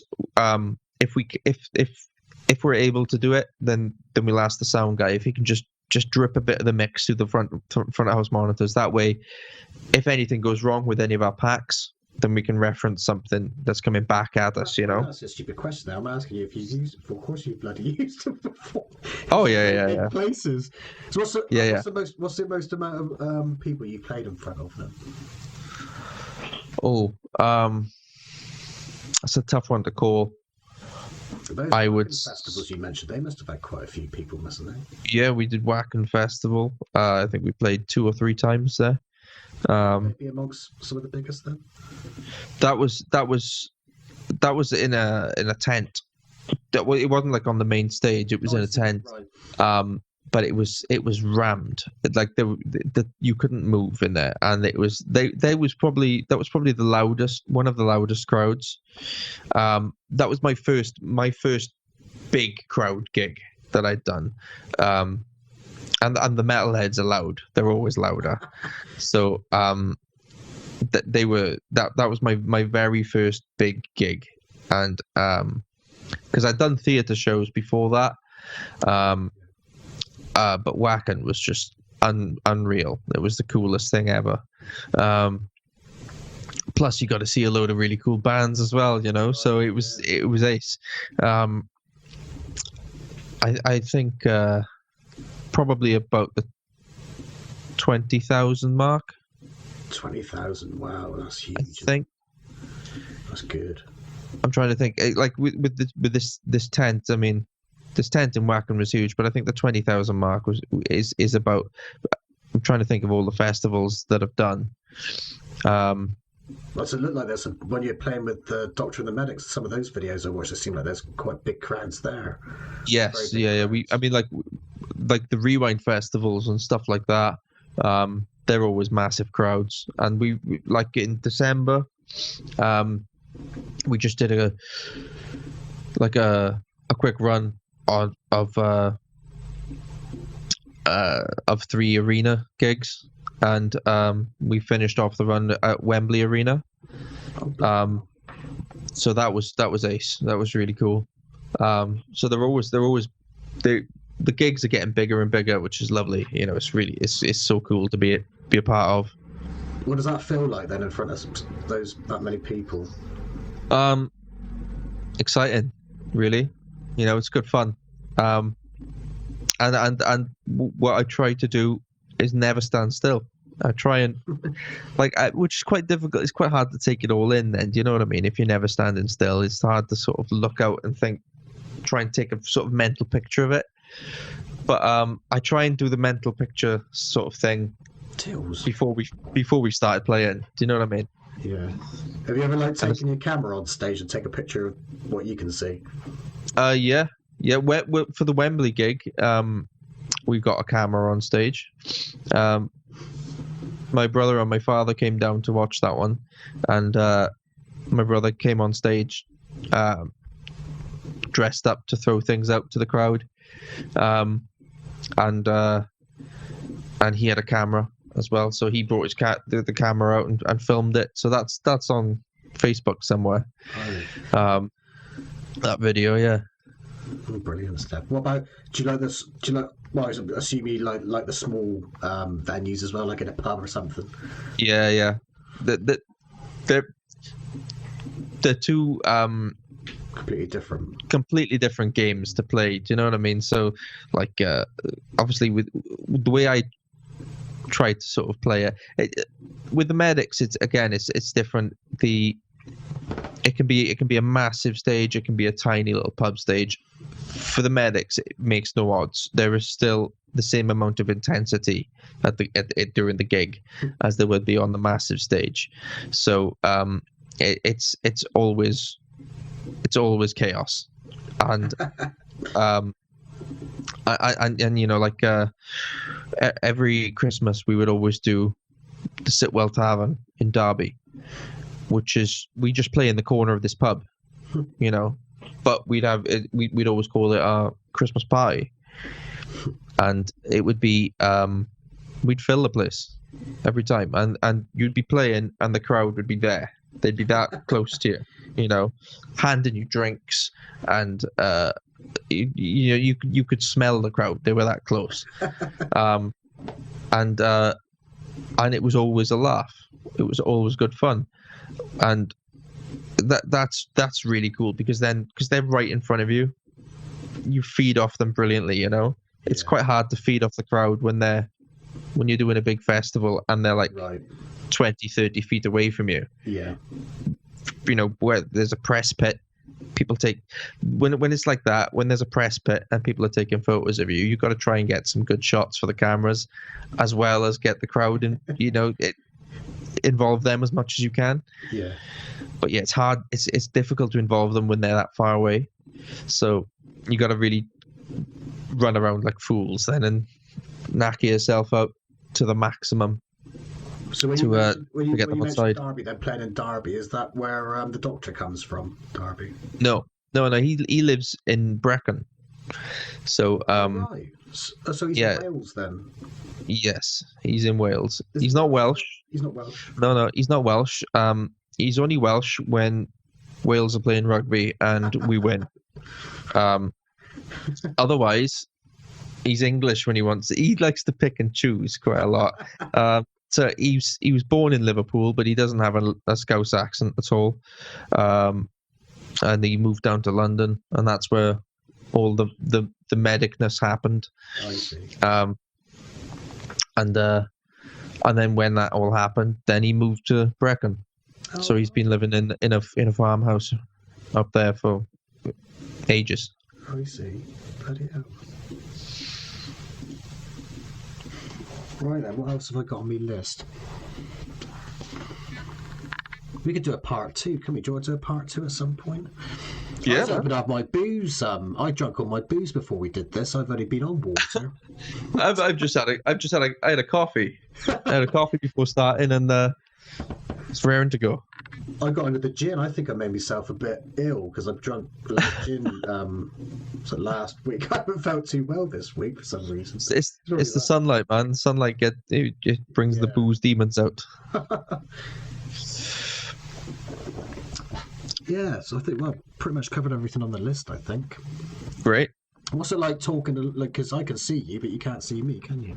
I'm looking at a picture of a man in a gas mask. Oh right, that's me. That is. I think. Oh, did you? Yeah, I'll show you. I'll show you the next. Well, but do you do like model making and stuff? Well, it's only like I tried this like a load of rubbish. Really, I did this stupid thing that I did a live stream on because I got like an arts and crafts channel as well. Right. Do you remember the trapdoor? Burke, he was like this blue. Willie Rushton used to do his voice. Right. He's like this blue creature made out of plasticine, a bit like Morph or whatever. Right. So I did this live stream last week, and I tried to make Burke from Trapdoor, and it was crap. And it was the live stream went on for about an hour and a half. But there was a couple of people watching it, but it was absolutely it was awful. I loved it. That's cool, man. Because Clive does a bit of model making as well. Well, he would work he would work. He doesn't make like toys or anything, but he would make like he used to work in a model making factory. You know what I mean? So he would do things like you know when you go to the doctors and they've got those models of skeletons. Yeah. He used to do stuff like that. You know, where they'd make things for companies to use and stuff. Yeah. And he sculpt it, would he, or whatever? Yeah, he'd be sanding it, getting it all into shape and everything. If you see photos of us with if you see photos of us live or videos of us live, and he's got his mic stand, which has got a skull on it. It's got the Doctor and the Medic's makeup on it. It's got some lights in it that light up, and it's all really cool. That's his custom mic stand that he made. Bloody so, hell. Yeah. So he carves it then. If he's carving it, is he? I'd imagine so. Yeah. That's interesting. Yeah. No, he's made that. He's quite handy. I'm supposed to be making this seagull for somebody, but it doesn't look like a seagull. I don't know. It looks like a turd with a bird's head on him. That's what seagulls look like. Yeah, because I'm a bit hit because I like art, I like drawing and stuff like that.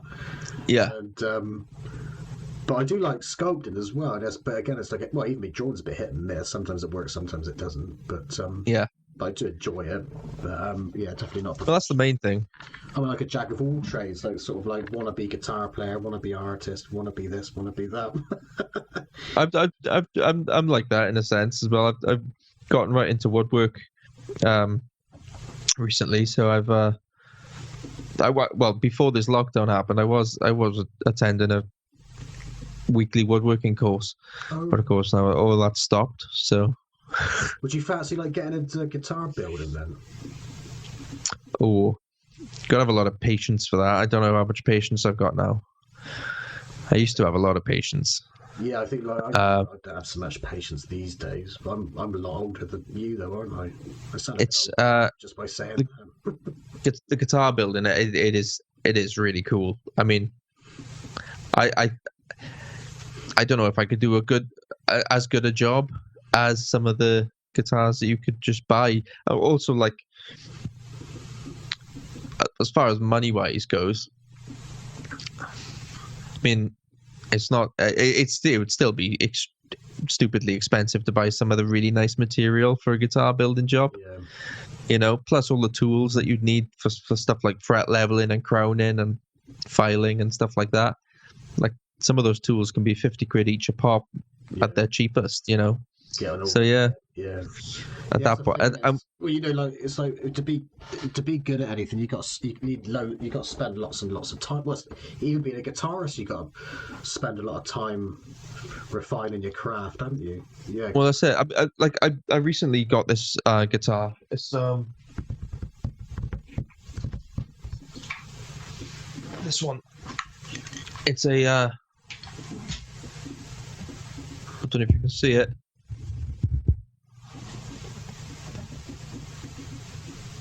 So like it looks like a telly sort of crossed with a super strat. Yes, but it's got a nice reversed headstock in it. It's a Russian made. Nice reversed headstocks, yeah, this is my little fret wrap thing, which I use for. Do you find that helps? Yeah, especially when it comes to track and solos, it's great. But yeah, this thing it plays lovely now. But when I got it, it was it cut my hands to shreds, the fretboard, because the fret wire was all hanging over the sides. Oh right. And it just didn't. It was hard. It was hard to enjoy it, but now it plays lovely. It plays really nice. I had my friend set it all up. He leveled all the frets, and the pickups needed potting because they were really microphonic. So I will change these pickups one day in it. But otherwise the guitar is pretty nice. So it just needs some new pickups, and then it's probably going to be something that gets played every gig, because it gets played every gig now, but not all the time. But it's quite nice. It's got like a matte finish to it. You know, this the only one of my guitars that's matte.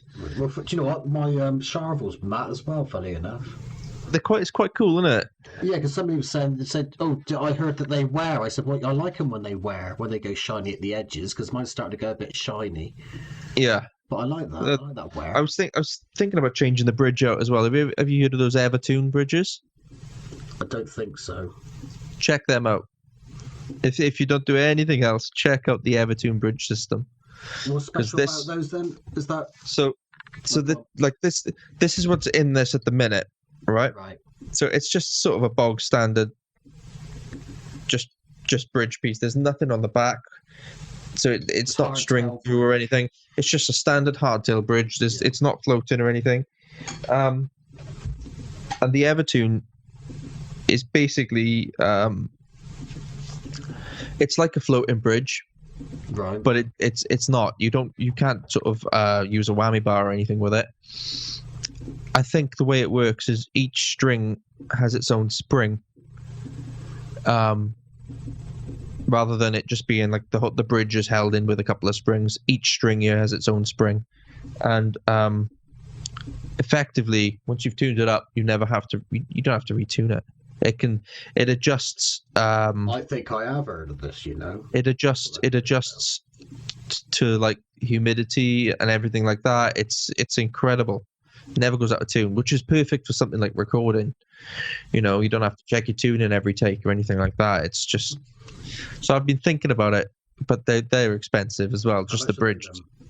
The bridge is like about 250 quid, but then there's a lot of material to remove from the guitar, and for that you'd feel much more comfortable having the proper templates, which they sell for 100 quid. So it's about 350 quid for a new bridge, really. Right.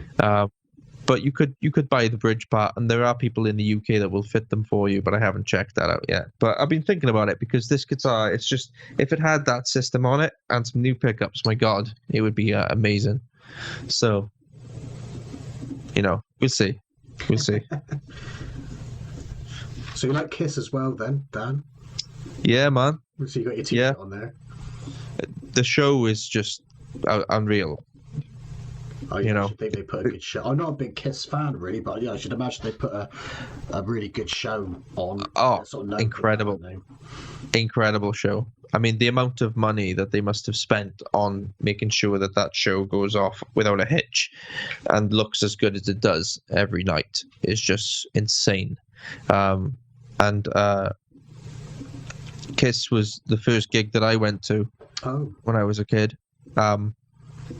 It was Skunk Anansie, Rage Against the Machine, and Kiss. Right. So I like Skunk and that. I like Rage Against the Machine as well. Yeah, no, I was about 6, I think. Right. When I went, when my parents took me to see that, and then it was also they played in Birmingham not long ago, so we took on a bit, aren't they? Yeah, they great show though. Still, we took the kids to go see that, so that was also, it wasn't my eldest's first gig. His first gig was Steel Panther. Yeah. I like that as well. They're good. Yeah, brilliant. But yeah, so it was for my middle boy. It was his first gig, Kiss, in Birmingham as well. Then your kids like the rock. Yeah. They do, man. And they didn't really know about Kiss until Kiss did this Scooby-Doo movie. Did they? Which is, it's great. It's really cool. It's really cool. Recently or like years ago? It was a couple of years ago. Recent, but not like super recent, But it's quite fun, and the kids loved it. So it's all of a sudden they knew all this load of Kiss songs, and it was, oh man, they're playing in Birmingham soon. So yeah, took the kids up to Birmingham, had a good time. I bet you're probably closer to Birmingham than what we are here, aren't we? Aren't you? You're near Weston, aren't you? Yeah, probably about 25 miles from Weston. You're south. Yeah. So, do you know where Yeovil? Yeah. Say it again. I should say Yeovil. I'm 25 miles away from Bristol as well. 25 miles south of Bristol. Yeah. What did you say, Yeovil then? Do you know Yeovil? Do you? Yeah. Is it the Octagon? That's right. Theatre. Yeah, I played there a few times. Oh right, it's like the Mecca for Jeremy Kyle. Yeovil is. Yeah, I mean, it was nice when I've been there. I've enjoyed it. Oh, that's all right then. I've been to Yeovil for ages. Well, I've been agoraphobic. I told you that I've been agoraphobic for a while, so I haven't been anywhere Yeah, yeah. a bit. So the coronavirus thing is, I've It's like, it's great for you, man. You haven't had to worry about a thing. yeah, that's it. It's really weird because I don't feel like there's any pressure for me to go out during it. Yeah. Actually, psychologically, I was sort of better off for a little. Yeah. Bit. But Yeah, no, it's strange. It's a strange feeling at the minute. Even going shopping, it's insane. Just going down the shop to going some bread or something. It's just it's just really feels strange. isn't it? The whole thing's really Yeah. odd. It's like living in a really bad science fiction film, isn't it? Yeah, yeah, it's crazy. And what with the riots and everything in America at the minute, it's like as if the world is falling apart. Of course, It's I have mental. tinfoil hat on. I wonder if the whole thing's orchestrated and all that sort of thing, and everything's knitting together. And Yeah, the whole conspiracy yeah, theorists, they're all out. Of course, being agoraphobic, I got these stupid thoughts in my head that like make you bloody. You got all these. What would you call it? Catastrophic thoughts, I would say. Yeah, And, I think that's probably I think that's a proper term they use as well. So yeah, you think perhaps. I mean, what if we had to have a population cull or something like that? They're not going Yeah. to tell everybody that, are they? So they might have to come up with something to round us all up and then do something to us to. yeah. get the Mate, population numbers down. I saw a video. I don't know how accurate it is. With people can upload anything on the internet and say it was from this date at this time, but it looked like a load of idiot protesters. Because I mean, you get the I'm not calling all protesters idiots at all by any means. Yeah, rioters. That's it. The rioters. Sorry, yeah. Protesters good. Rioters. The protests are good. Yeah, the rioters are just insane. But there was a load of them outside Downing Street, and they were trying to storm it. Like, it looked insane. What was this? What are you going to gain from that? Exactly. Yeah, because the thing is, with all what's happened, they've already got this. Like, for what has actually happened, they've already got the support from your average person. Yeah. Like, the people that are going to be like that, you're not going to change their mind anyway. No. I know they're trying to change the system, but I think there's a lot of people that I think a lot of people see this as well, which gives the genuine people a bad name. There's a lot of people jump on a bandwagon, they think it's trendy, virtue signaling, and all this malarkey. Yeah. And it doesn't do did you see the Antifa thing in America? You had the Black Lives Matter telling don't do that because you're going to give us a bad name, sort of thing. But I don't totally agree with the whole the Black Lives Matter thing. There's bits in there that they say that I don't especially like. I've sort of been keep looking at it, but from a distance. I'm trying not to. I never sort of get involved with anything that doesn't really. Not that it doesn't concern me, because I suppose everything would, in the world sort of ends up concerning you in one way or another. But like little things like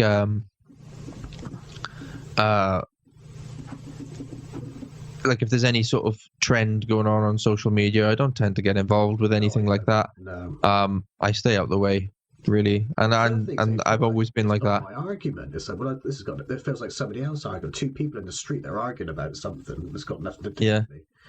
And I don't like the way, I know. The way I know it's just weird, isn't it? Yeah, I try. Yeah. Also with music as well, because I go on this collaboration site called Compose. Have you seen that? I haven't, no. That's really good, that is, and it's good for me. So you just meet anybody, do your stuff and all that type of thing. But I put this tune up for somebody to. I said, do anything you want with it. Put some, because there's this chap he's like really good keyboards and synth and all that type of thing. He's like, I think he's really, really good. I said, so I put this tune up. I said, do anything you want on it. But you put a load of Donald Trump things on it, and it was like sort of anti-Trump. And I thought, I don't really, really want to go down that route, because if I was to play me music, I want everybody to listen to. I don't pick any side sort of thing. I've got my own point of view, but I'm not going to ram it down somebody's throat. Well, I'm pretty much, I'd say, sort of like pretty moderate centre left type of thing. I'd sort of class myself as. I'm not far left, far right. And I've always tried. I've always thought keep politics and music separate. You know, you don't need to.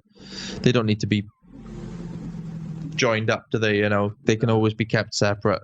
I think so. Maybe if you don't have to, maybe just write a song about it. But if I was to write a song about it, it'd be more sort of mythological, if you know what I mean. You're like, yeah. Because fairy tales are sort of moral, aren't they? Well, you know, just not necessarily vague, but you find a lot of them are a bunch of hypocrites anyway. Because like the Rage Against the Machine thing, they're anti-capitalism, and what's his name? Tom Morello's got a hammer and sickle on the back of his guitar or whatever, or on the front of his guitar. Yet they were charged about £200 a ticket or something to go and see him? It was anti-capitalist, you know. Yeah, of course. It's assholes, aren't they? Yeah, that's it. I mean, him as well as a musician. Yeah. Like with anything like that, like I say, I always try and just keep it separate. You know, that you don't want music to have one group of people enjoy it and another group of people absolutely. You don't want it to make them angry. You know what I mean? You want everyone to enjoy music because it's one of them things. Well, that's the sort of thing that should bring people together, isn't it? Yeah. You know? Yep, all day long. Well, we'll cut that bit out, shall we? That political bit. Well, what I'll do is I'll send you that. Shall I send you the whole lot through? You're gonna look. Yeah, you won't be able to go through all that because we've done up. Do you know how long do you think we've been talking for? I don't even know, man. Does it say on here? 2 hours. 2 hours. Just gone up to the 2 hour mark. Here we are. Yeah, so I mean, you do whatever you want to do with it. All right, then. I'm easy. I'll just tidy it up then. Cool. There's nothing on here that you're not happy with. No, man, it's great. All right, we'll do that then. We'll do another one then at some point, shall we? Yeah, if you want, man. Yeah. What it sounds like as well, because I think your mic's good. I'm not sure how my mic's going to sound on the thingy, so I might have to get a new mic. I'll see what. That's it. I mean, it sounds okay in the headphones. I mean, I can understand you and everything. So. Well, that's a good thing. You know, with my Somerset accent. Oh yeah, no, that I've got no problems with that. Right. As long as you can understand me with my Swansea boy accent. Yeah, it's like you're not that. You know, I can hear that you've got your Welsh accent, but not totally broad though. That's because you're well travelled as well, isn't it? Yeah, I'm a man of the world. I am. Yeah. Yeah. Well, thanks a lot, Dan, for doing it. No problem, mate. No problem. Let's see how it goes. I mean, I'll have to get my confidence up together, see how it goes and all that sort of thing. But it'd be interesting. Got to see how my channel goes. You should try and build your channel up as well. I know. I've loads of subs you would if you pursued them. I've thought about it, but then I was just thinking, I don't even know where to start. You know, I don't know what. I mean, I've got plenty on my plate at the minute anyway with the Medics album and stuff to do. So yeah, I'll just keep plodding through that and then maybe just start uploading little bits here and there and see what happens. Yeah, like I upload some stuff from your concerts and things. Yeah, I've got loads of like little sort of behind the scenes clips and whatever stored away on a hard drive. So I might dig through those. Right. But yeah, nice one, mate. Right, cheers. I'll just stop the recording.